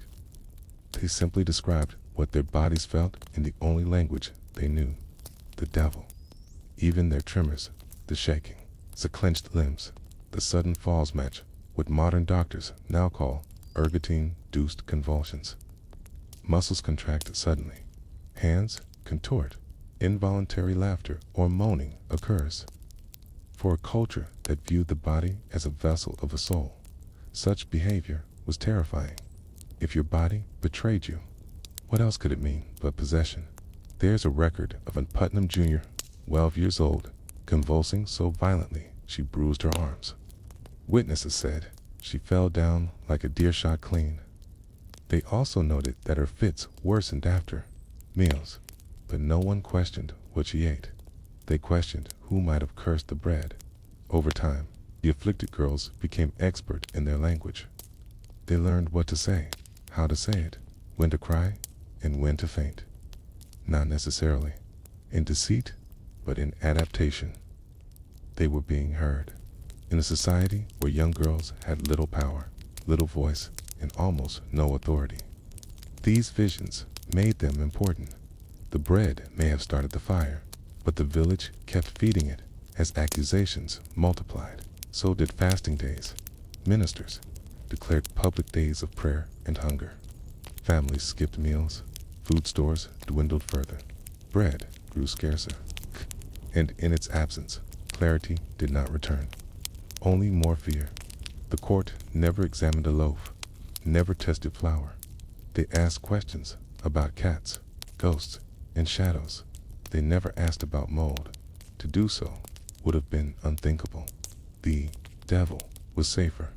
You could hang a witch, but you couldn't hang a sport. So the villagers kept searching for the devil among themselves, in the midwife, in the neighbor who prayed alone, in the woman who baked too many loaves and gave one to a girl who later screamed. Ergot. It was there, didn't care. It has no motive, no plan. It just grows where conditions are right damp, dark. It's undisturbed, like fear, like memory. You walk again through the nurse home in your mind. The bread is gone, the ovens are cold. Rebecca Nurse is in jail now, awaiting trial. Her crime, kindness, perhaps, or poor timing, or the fact that she stood too tall and spoke too softly when others were shouting. No one remembers what was in the loaf dot, only that after it was eaten, things changed. And perhaps that's the deepest part of the story, that something as small as a fungus might shape history more than any sermon. Asterisk. By late summer of 1692, Salem's kitchens grew quieter. Not because people had lost their appetite, hunger remained a daily companion, but because people had grown cautious, superstitious, distrustful. Where once bread was passed freely across thresholds, now it stayed within homes, sliced cautiously, its crust eyed before eaten. People didn't say it outright, but they began to wonder if the food itself had become part of the affliction. In some homes, the ovens were no longer lit daily. In others, rye was avoided entirely if it could be helped. Instead, people leaned on cornmeal and beans, or thinned porridge made from barley. Poor substitutes, nutritionally and emotionally, but safer, or so they believed, because the bread so simple, so plain, so sacred had begun to feel like a question they didn't know how to answer. it wasn't just about the bread, of course, not anymore. The panic had spread far beyond kitchens and into courtrooms, churches, and gallows. But the bread was where it started, in a sense, where it seeped, slowly, softly, silently. And so, the village began to revise its rituals. The morning loaf, once broken and shared without thought, became a private thing. Less was said around the table. More prayers were whispered over rising dough. Even those who denied superstition still found themselves staring at a loaf longer than usual before slicing. By August, the afflicted girls Betty, Abigail, Anne, Mercy, Mary, and others were exhausted. Their visions less vivid. The performances, though still intense, had begun to show signs of repetition. The court, once transfixed by every cry and collapse, was now more guarded. Spectral evidence, once admissible, was falling into disrepute. What changed? Partly the growing cost, economically, politically, spiritually, but something else had changed too subtly. Invisibly, the bread, fresh harvests began to come in. Rye, barley, corn oil, newly cut, newly dried, newly milled. The damp, mold-prone stores of last year were nearly gone. By September, most households were baking from clean grain. And slowly, quietly, the visions waned. Historians argue over this correlation. Many reject the ergot hypothesis entirely, okay? Others remain intrigued. The timeline is suggestive, they admit, okay, but not definitive. We cannot say with certainty that the mold caused the fits, nor can we say it had no role. What we do know is this: the afflicted girls, so central in February and March, began to recede by late summer. The accusations, once rapid and widespread, began to slow. The fever of fear did not break all at once, but it began to cool, and within the quiet, the ovens resumed their rhythm. People began to trust the bread again, not all at once, okay, and not without lingering doubt, but enough to eat without fear, enough to share a loaf with a neighbor. You walk into a kitchen in early September. The air smells of ash and yeast. A woman, her hands dusted with flour pools, a brown loaf from the hearth. Ters, milk at the table. No one speaks, but the silence is different now. Not frightened, just tired. The kind of silence that follows too much noise. The bread is placed on the table. No one hesitates. They eat. Across the village, similar scenes unfold. Loaves are baked and consumed. No one falls. No one screams. The devil, it seems, has retreated. But has he? Or was he ever there at all? That's the question no one asks aloud, to admit the possibility that this all began with mold, that all the hangings, the imprisonments, the shattered families were sparked by a microscopic fungus clinging to grain husks. Would be too much. It would mean the deaths were meaningless, that the devil hadn't been in Salem at all, that the evil wasn't supernatural, it was mycotoxic. So the theory is buried, not with intention, but with unease. The village turns to other stories, other lessons. The ministers preach of repentance, okay, of providence, of God's mysterious will. They do not preach of bread. Bread, after all, is sacred. To call it dangerous would be blasphemy. Years later, when the colony finally offers reparations to some of the accused families, they do so without explanation, without autopsy, without answer, and certainly without examining what was kept in the pantry. The ergot theory fades into obscurity for centuries, until a 20th century scientist stumbles on the records. She notices the weather reports, the timing, the symptoms. She asks a new kind of question. Not who bewitched whom, but what were they eating? And suddenly, the silence around the bread cracks slightly. A hypothesis is born. But in Salem, no one is left to test it. The rye is long gone. The fields are new, the ovens clean, and the girls, who once convulsed at shadows, have become myths. There, cries echo in textbooks and documentaries, but the bread they ate, forgotten, which, perhaps, is the truest tragedy of all, because in the end, the most ordinary things often go unexamined. A meal, a harvest, and mold, and what if, among all the pages and plaques and pilgrimages, the real question was never who summoned the devil, but who milled the grain. Asterisk, the people of Salem Village did not hate religion. They feared it. They clung to it. They carried it like kindling in their chests, lit each week by sermons and psalms. But ministers were more complicated, especially ones like Samuel Parris.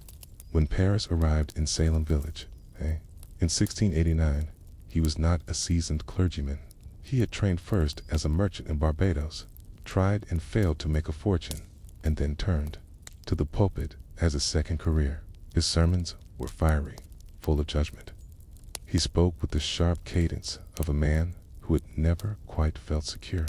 And in Salem, security was everything from the beginning. Parris was obsessed with boundaries, not just of land or theology, but of loyalty, of obedience, of payment. He did not see the village as a community to shepherd, saw it as a contract to enforce. The agreement was simple. He would preach, they would pay, but the payment never came as cleanly as he expected. Salem Village was poor. Most families dealt in corn, cider, wool, and labor-not coin. Currency was scarce, and silver scarcer still. So ministers traditionally received their dues in kind: cords of firewood, bushels of rye, fattened pigs in autumn. Parris was not satisfied. He wanted silver. He wanted deeds. He wanted permanence. And so, before he even preached his first sermon, he asked for two things: a guaranteed salary paid partly in coin, a deed to the parsonage and its surrounding land. It was not unusual to request housing. The deed ownership was a step beyond. It made many uneasy ministers came and went. They were stewards, not lords. To give a deed to Parris felt, to some, like handing over power that no single man should hold. But the village agreed narrowly. The Putnams, who supported Parris, argued that a secure minister would mean a secure church, and, after years of spiritual instability, many were willing to concede. The papers were signed, and with that, Parris began keeping records.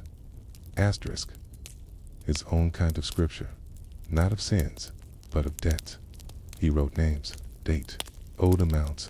If a family failed to deliver firewood by the agreed-upon week, it went in the book. A t-shirt came short, or a barrel of cider was weak. He noted it. His ledger grew, line by careful line. He did not speak of it from the pulpit. Not yet, but he carried it with him, and those who had fallen behind knew it. And the thing about being in a minister's book is that it feels very close to being in God's. Soon, disputes began. Some said the firewood Parris received had rotted. Others said the coin paid had not been pure silver. Still others claimed that he had miscalculated, asking for more than was agreed. Parris replied in sermons. He spoke of covenant breaking, of Sodom, of Ananias and Sapphira, who lied to the apostles and were struck dead. He warned of the rottenness within the body of Christ. He never named names, but those names paused beneath every pause in his voice. By 1691, the village was divided not over witchcraft, not yet, but over arrears. And the parsonage, once a place of prayer, had become a place of accountancy. Imagine, now, the rooms inside Parris, hunched at his desk, copying figures with a quill, candlelight softening the furrows in his brow, his daughter Betty asleep beside the hearth, his niece Abigail whispering with Tituba, the enslaved woman who cooks their bread, John Indian, Tituba's husband, chopping wood outside in the cold, and on a shelf, tucked between a Bible and a stack of sermons, the ledger, more than money, was owed in its pages. There were old feuds, unspoken humiliations, moments when a man who thought himself respected was asked quietly to please pay the pastor in full this month. The book remembered everything in Paris. He began to trust it more than the congregation. In his mind, each unpaid debt became a spiritual flaw. If you could not honor your promise to the minister, how could you be trusted to honor your promise to God? In this way, theology and economy blurred, and this blur created a shadow that spread beyond his study. When the afflicted girls began naming names.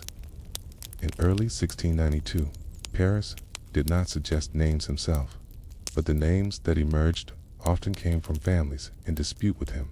Sarah Osborneal, bedridden, absent from church, had been entangled in a land dispute. Sarah, good homeless, unkempt, had once been denied charity by a deacon in Paris.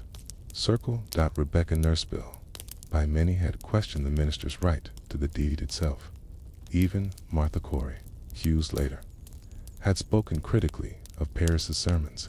It's not that he orchestrated the trials, but he helped shape conditions where accusation felt like justice, where debts became sins, and sins, once spoken aloud, became crimes. When the trials officially began, Paris recorded the events carefully. His handwriting, preserved in court documents, is steady and unflinching. He did not doubt. He did not question. The devil was among them, and those who owed him silver were, perhaps, the very ones harboring him. The court respected his records, not the ledger, but the sermons, the testimonies, the careful way he presented spiritual history. To Paris, history was not a matter of facts. It was a matter of patterns, and the pattern was simple. Those who opposed him often fell by the time the executions began. Paris's own debts had disappeared. His salary was being paid. His authority unquestioned. His position secure, and his ledger closed. But not forgotten, because the ledger wasn't really about money. It was about power, about who kept track, about who got to write the story. You sit in the parsonage one night and hear the creak of the floorboards as Paris walks to the shelf. He opens the book, runs his finger down a column, and nods outside. The wind rustles the thatched roof inside. History waits to be written again, because in Salem, the devil didn't always arrive through magic. Sometimes he arrived through unpaid dues. Asterisk, if you could have touched Reverend Paris's ledger, run your fingers across its worn calfskin binding, smoothed the pages that curled faintly from damp air in heavy ink, you would have noticed something peculiar. The entries were tidy, to tidy dot each line a judgment, each figure a quiet echo of a quarrel never. Quarrel spoken aloud in a town where nearly every soul struggled to meet both earthly needs and spiritual expectations. The minister's book became a shadow document not just of economics, but of resentment. Paris never raised his voice in public against those who owed him. He didn't have to. He had the ledger. It gave him something more lasting than confrontation. It gave him proof. And in Salem, even unspoken, was a kind of weapon. The Putnam family stood firmly behind him. They paid their dues in full, on time, often with extra firewood or a gift of cider. They referred to the minister as our good shepherd and often quoted him in meetings. Their loyalty was strategic, yes, but also sincere. They saw in Paris a man who understood order, rank, and divine justice, a man who shared their disdain for the rising influence of Salem town's wealthier, more worldly families. The Porters, on the other hand, in their wide circle of allies, did not. They objected to the salary increases. They questioned the fairness of the deed transfer. They bristled at being measured in coin rather than character. Some fell behind in payments. Some openly disputed the numbers. A few, like John Proctor, were known to say that the minister should be thankful for what he received. At all, in Paris wrote it down. He never publicly accused anyone of witchcraft. He didn't need to. But when the girls began to scream, and the accusations mounted, and the village found itself suddenly captivated by the idea that the devil had entered not as a stranger, but as a neighbor, Paris's ledger took on new meaning, because many of the accused Sarah Good, Martha Corey, Giles Corey, Rebecca Nurse shared one common trait. They had, at one point or another, challenged or failed the minister. Some had missed payments. Others had doubted his authority. All had displeased him. The court documents, reserved carefully by scribes, often include Reverend Paris's own transcriptions of the events. He recorded the testimonies of the afflicted girls with remarkable speed and fidelity. He documented confessions, contradictions, and spiritual encounters. But he also subtly placed himself at the center of the story, not as accuser, but as witness, as chronicler, as historian of a moral collapse. In doing so, he protected his role and elevated his importance. This wasn't just a village matter. It was spiritual warfare in Paris. His ink and parchment cast himself as its scribe. But behind the theology, the pages of his personal ledger reveal a smaller, sadder truth. The minister kept score. Take the case of Sarah Osborne. She had been bedridden for years. She had missed church. Her land had been in dispute for decades. She was no witch, but she had challenged a local inheritance claim years earlier, one that indirectly involved a supporter of Paris. Her illness was proof of her decay, her independence, a flaw. When she was named by the girls, Paris did not protest. He wrote. He copied the charges carefully, preserved them with ink so dark the paper stained through. Or consider the case of John and Elizabeth Proctor. John had openly criticized the trials, called the girls liars, questioned the minister's sermons, accused the court of superstition. His wife, Elizabeth, was accused of witchcraft shortly thereafter. John followed not long after. Paris recorded every word of their hearings, never objected, never defended, but his handwriting in those pages is firmer than usual. You might say the minister didn't need to accuse them. He simply had to wait. The dead ledger, kept quietly in his study, matched with eerie accuracy the moral fall he believed was unfolding. Those who had wronged him financially were, one by one, dragged to court, chained, humiliated, and, in many cases, sentenced to death. And yet, Paris continued to present himself not as vengeful, but as vigilant. His sermons, during the height of the trials, were filled with themes of divine justice, secret corruption, and the necessity of confession. He warned that those who opposed the church's authority were paving the way for Satan himself. He never said those who don't pay me, but in Salem Village, where theology and community were inseparable, the implication did not go unnoticed. To fall behind on dues was to fall behind on faith, and to question the minister's rights was to question the very order of the world. You walk through the village green one evening, and you hear the sound of axes splitting wood, families chopping extra cords to bring to the parsonage, whether they owed them or not, whether they believed or not, because better safe than sorry, better to be on the list of the faithful than the forgotten. In the minister's book, even unspoken, carried that weight. When the trials began to falter, when Governor Phipps returned and dissolved the court of Fourier, Interminer Paris's power began to fray. He saw it. He felt it. His sermons turned more desperate, more defensive. He asked his congregation too fast. He begged for unity. He hinted at betrayal within their midst. He even called for God to cleanse his house. But the cleansing had already begun, and now it turned toward him. In 1693, a petition circulated, demanding Paris's resignation, cited his role in the trials, his tone, his temper, his division of the community.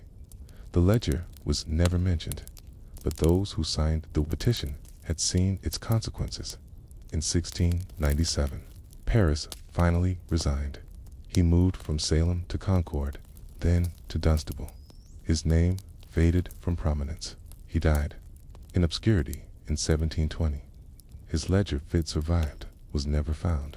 But perhaps it didn't need to be, because in Salem, everyone had memorized the lines they feared they'd fall into.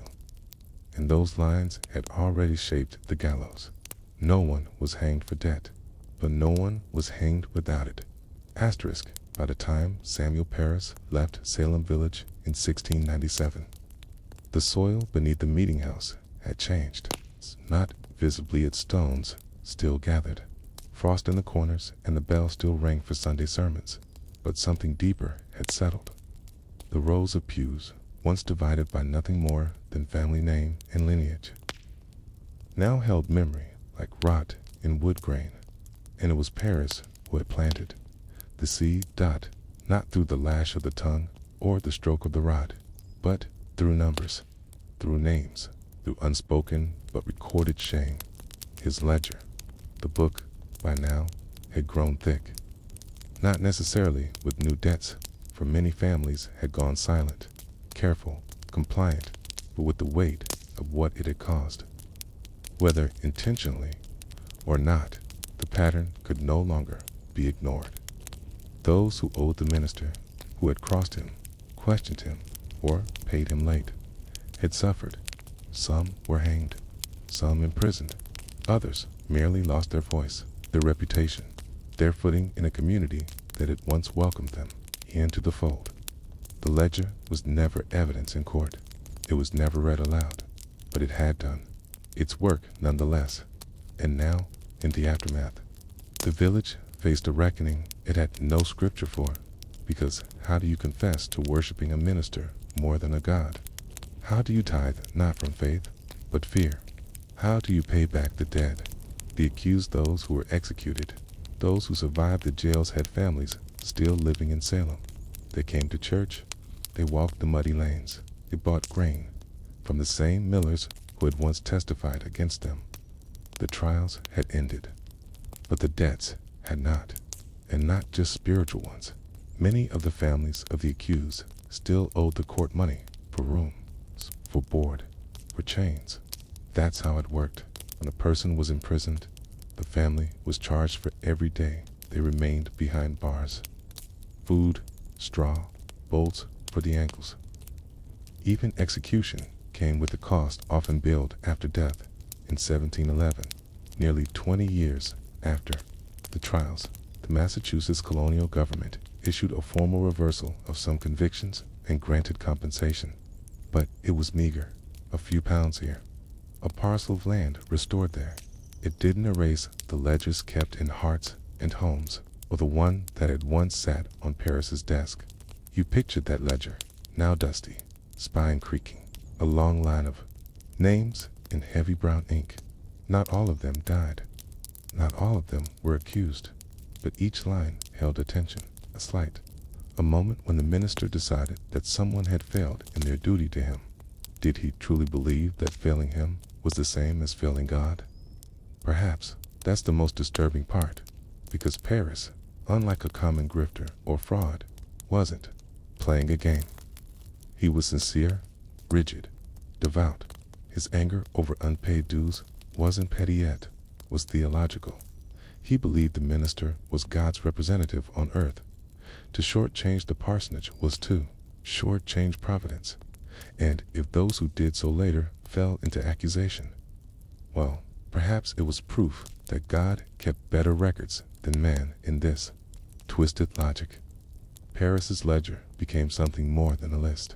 It became a prophecy, and prophecies once believed don't fade easily, even after Parris left. Salem Village struggled to heal. Ministers came and went. Some tried to mend the congregation. Others ignored the past entirely, but the split remained. The old rivalries, the debts, accusations that had never fully been spoken aloud but lived behind every glance. The church that had once welcomed the faithful now held ghosts, not of witches, but of guilt. And the ledger, though gone, had left behind its shape. You saw it in the way certain pews sat empty, in the way land disputes reemerged. Suddenly, bitter in the way, families changed the subject when a sermon touched on obedience or dues. The idea of owing something had become dangerous because in Salem, owing meant being seen, and being seen could mean being named. You imagine, perhaps, that some old villagers tried to forget, that they threw away the letters, burned the receipts, even buried the books that might tie them to a time when debts and death had blurred. But memory does not burn clean, especially not when the fear behind it was real, not just of Satan, but of exposure. Paris himself, in his final years, never apologized directly for his role in the trials. He issued vague statements about grief and the Lord's mysterious will. He said that the community had suffered, Atia, he had suffered, K, that God would judge.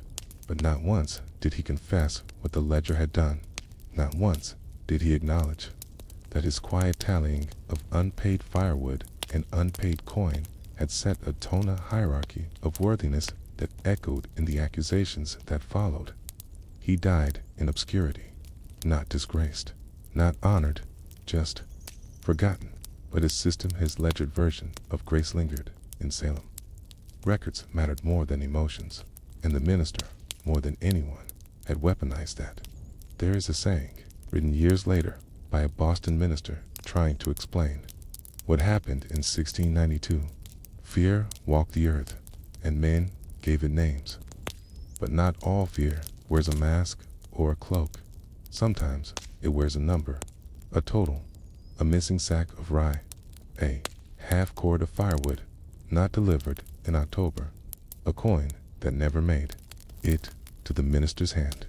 And when the tally is off, who is to blame? The debtor, or the one who kept the book? You sit quietly now in the Salem meeting house long after the trials have ended. The benches are cold. The wind taps the window. The names on the wall are unchanged, but the silence here is thick. It isn't sorrow. It's accounting, the weight of lines written, the cost of debts unpaid, and the whisper of a truth one wants to read aloud, that maybe the devil never entered the village at all. Maybe he was invited in with a quill. Asterisk from a distance. Salem village looked like one place field stitched with stone walls. Houses clustered near narrow roads, cattle wandering between frost-bitten orchards. But if you had asked anyone who lived there where the real line was drawn, they wouldn't point to the border between village and town. They would point to people, two names, two Putnam and Porter, two families, two visions, and between them a rivalry that outlasted crops, pastors, marriages, even the dead. It was not a war in the traditional sense. There were no duels or gunfire, just land disputes, tax votes, legal challenges, and cold glances at church. And yet, the Putnam-Porter feud shaped Salem's spiritual, political, and economic life for decades. It laid the stones upon which the witch trials would eventually tread. To understand this feud, you must understand Salem village itself. It was not a town, not officially. It was an offshoot of Salem town, a quieter, poorer, more agricultural settlement several miles inland. Its people were farmers, herdsmen, craftsmen. They lived further from the coast, from the trade routes, from Boston's pulse, and they wanted control over their own spiritual lives. This is what sparked the earliest tensions. In the 1670s and 1680s, Salem village petitioned repeatedly for the right to establish its own church. No longer did they wish to walk muddy miles to hear sermons in Salem's town. They wanted their own minister, their own meeting house, their own authority. The Putnams led this cause. They were one of the village's oldest and largest families. Landrich, pious, and fiercely loyal to Puritan ideals. They saw Salem town as too worldly, too permissive, too entangled with commerce. The Porters, by contrast, leaned toward the town. They were wealthier, better connected, interested in trade and business as much as theology. Their land stretched closer to the coast. Their social ties included Boston merchants and town ministers. Where the Putnams saw danger and influence, the Porters saw opportunity. In short, the Putnams represented the old village tight-knit, tradition-bound, rooted in soil. The Porters represented the new town expanding, outward-facing, rooted in silver dot. And so, as the village church formed and chose ministers, the feud deepened. The Putnams backed strong. Fire and brimstone pastors who emphasized spiritual purity and rigid discipline. The Porters pushed for moderation, reason, and alignment with broader Massachusetts trends. These differences spilled into nearly every aspect of village life. Land surveys, when boundary disputes arose, and they did often, the sides were usually predictable. A Putnam claimant on one end, a Porter ally on the other. Hired surveyors, sometimes relatives, drew lines that no one could agree on. Taxation. The Porters, wealthier by far, resisted new village taxes to support ministers they hadn't voted for. The Putnams insisted that shared faith required shared sacrifice. Legal complaints, court records from the late 1680s revealed dozens of civil suits, many involving families connected to either faction. Fence lines, livestock damage, and inheritance shares all became proxy battles in the feud. Church seating. Even pew assignments reflected the divide. The Putnams occupied front and center benches in the new meeting house. The Porters sat further back or avoided the service entirely. Then came Reverend Samuel Parris, backed by the Putnams, hired under tense conditions, and granted ownership of the parsonage property. His arrival became a lightning rod. The Porters did not oppose him directly, but they delayed tax payments, skipped sermons, called for oversight. The Putnams doubled down. Thomas Putnam, especially, grew vocal. His brother, Edward, his cousin Anne Sr. and Anne Jr., his daughter, the girl who would become one of the loudest voices in the trials, grew up watching this feud unfold. Not in battles, but in bitter meetings and silences over dinner tables. So, when the accusations of witchcraft began to circulate in 1692, the lines were already drawn. Before a single name was uttered, the village had already decided who belonged to which side. When Ann Putnam Jr. claimed that Sarah Osborne's spirit attacked her in bed. When Mercy Lewis cried out against George Burroughs, a former minister, whom the Porters had once supported. When the afflicted girls named Elizabeth Proctor, Bridget Bishop, and Rebecca Nurse, they weren't just naming witches, they were naming Porters, Porter allies, those who doubted the Putnams, T's, those who spoke differently, dressed differently, gave different answers when asked about God. Each accusation echoed the old feud. The court didn't see it or chose not to, but the village knew. You sit one evening in the house of a middling farmer-not, a Porter, not a Putnam, but caught in between. He attends church, pays his taxes late, owns enough land to matter, not enough to rule. His wife tells him not to speak openly. Their son has been seen talking with a Porter cousin. Their daughter helps with washing at the Putnam farm. They say nothing, because in 1692, neutrality was dangerous. Silence was safer. Accusation meant liement, and everyone knew that a whispered word could pull you across that invisible line, and into the hands of men with ink and shackles. Later, as the trials progressed, the Putnams submitted more formal complaints than almost any other family. Their words, particularly those of Thomas and Anne Jr., filled the pages of Salem's court records. Meanwhile, the Porters distanced themselves. Some quietly funded legal defenses. Others left the village altogether. The war that began with land, sermons, cues, and surveyors had become a purge, not just of witches, but of rivals. Asterisk. You don't need maps to see where power lies in Salem. Cues. Just follow the lines, the ones carved into land with fences, the ones scratched onto parchment with the surveyor's quill, and, most quietly, the ones traced through alliances, through kinship, confession, accusation. These were the lines the Putnams understood deeply. not because they were cruel, but because they were tired.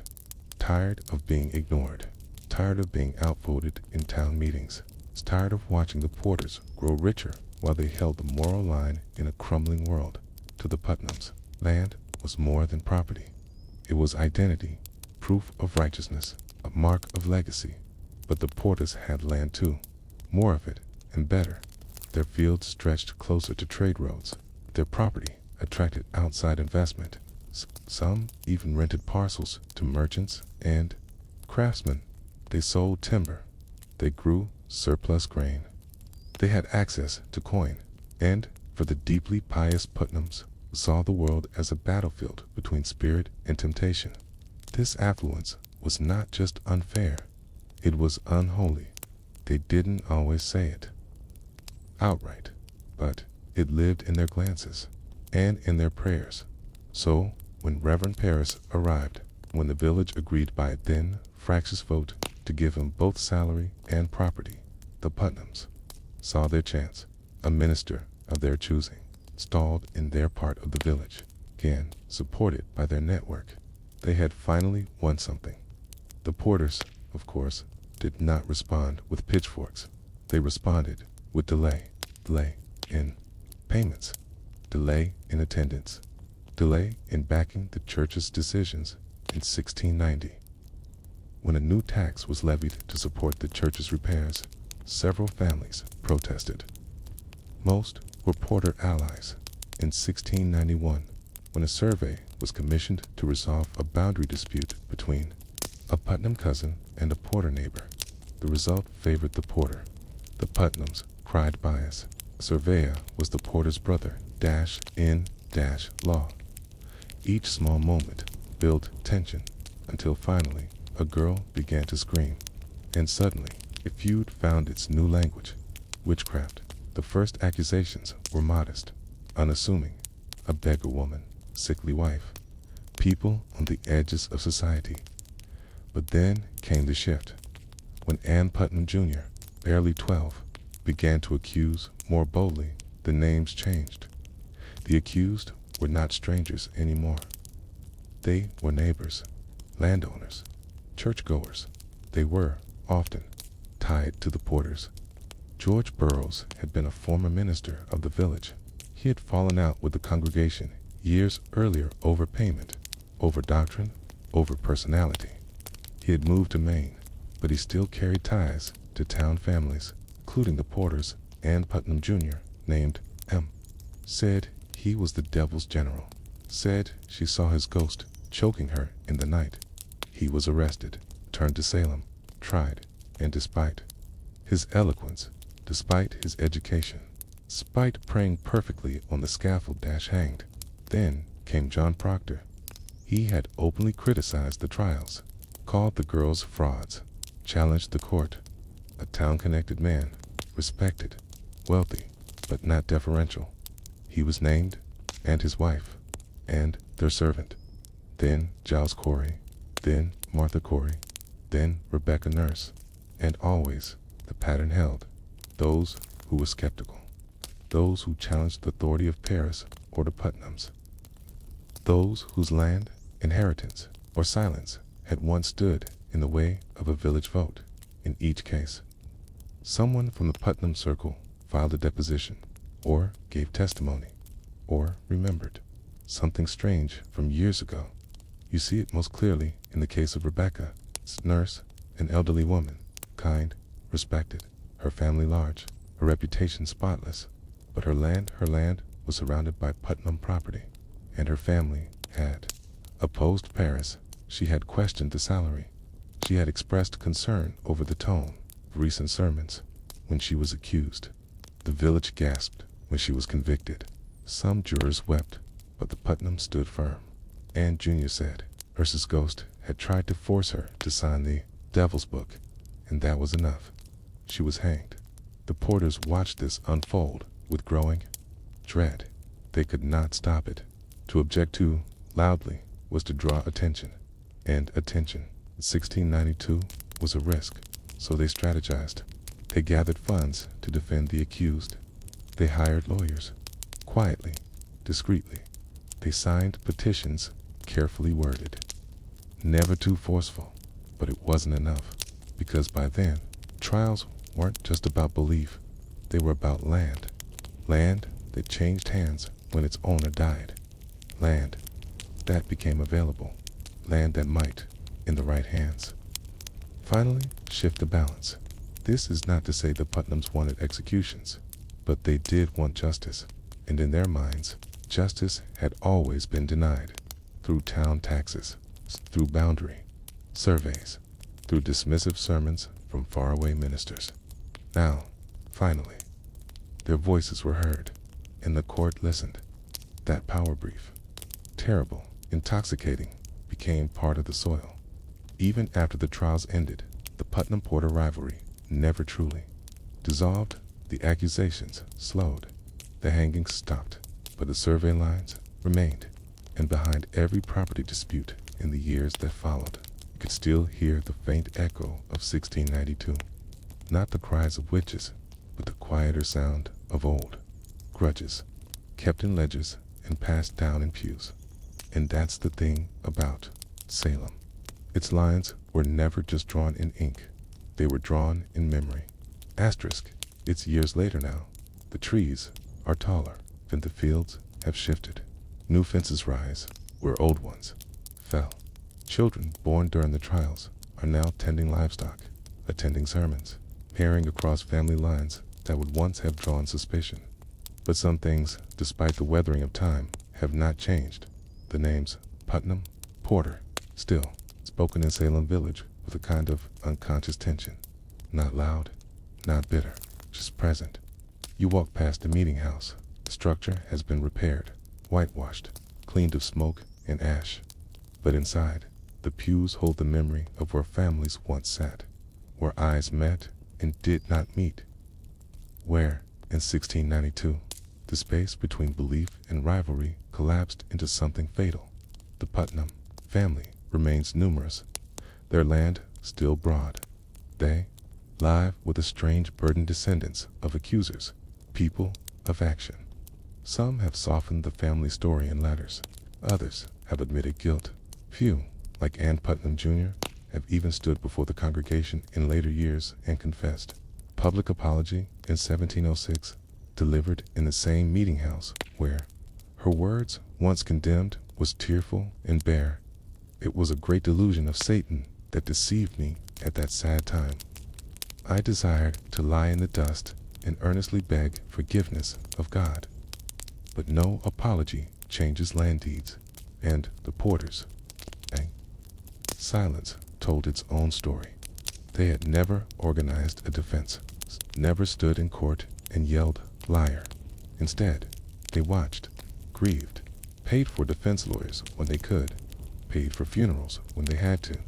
Some of them moved south toward Boston, or east to the coast, where soil was richer and trials less deadly.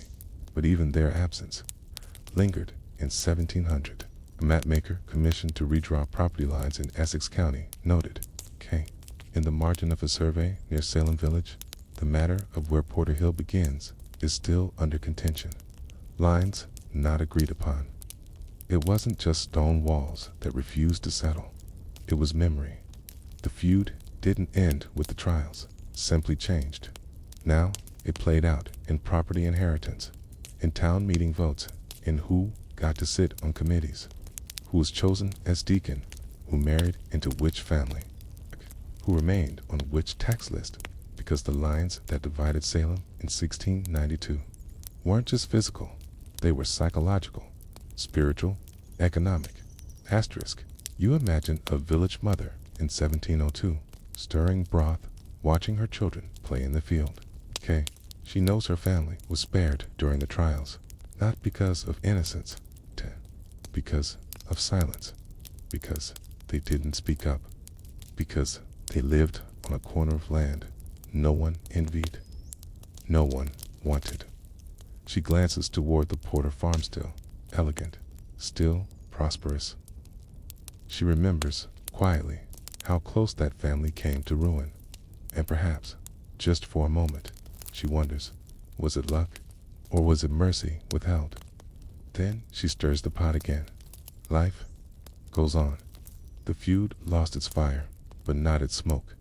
By the mid-18th century, the names no longer sparked fear, but they still carried reputation. If a porter appeared in court, he was still assumed to be clever. If a Putnam rose to speak at meeting, his words still held the gravity of inherited conviction, and no one forgot what happened.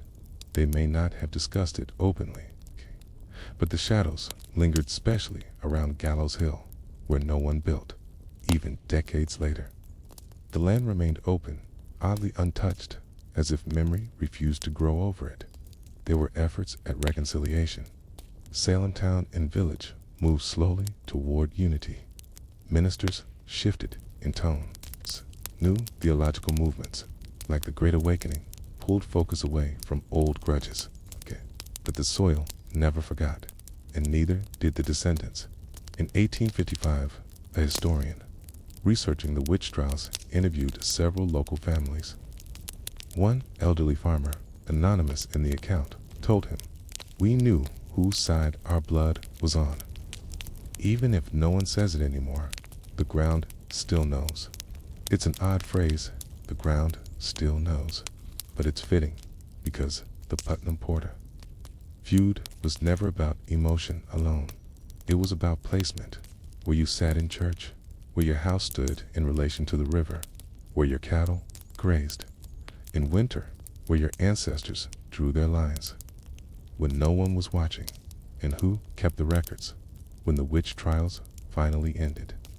Many pointed to theology as the cause to fear, to hysteria, to isolation, but others, quietly, in letters, in diaries, pointed to property, to the way disputes festered for decades, to the way silence was held like currency, to the way one family's gain was always another's loss, and you begin to understand something subtle, something never written in court records or sermon notes. The trials were a flare, but the feud was the fuel. It smoldered in land grants, in court fees, in the scrawl of a surveyor's line, in the hesitation before a neighbor's name was mentioned in testimony. Salem's great tragedy, said, was not that it burned, but that it burned from kindling no one believed could catch fire. Small things, simple things. A mistrusted surveyor, a poorly marked fence, an unpaid minister's salary, a girl who screamed, and beneath it all, a rivalry that kept the soil from ever quite settling. You close the page on this part of the story and feel it. Not just a horror, but the weight of land, not just owned, but remembered.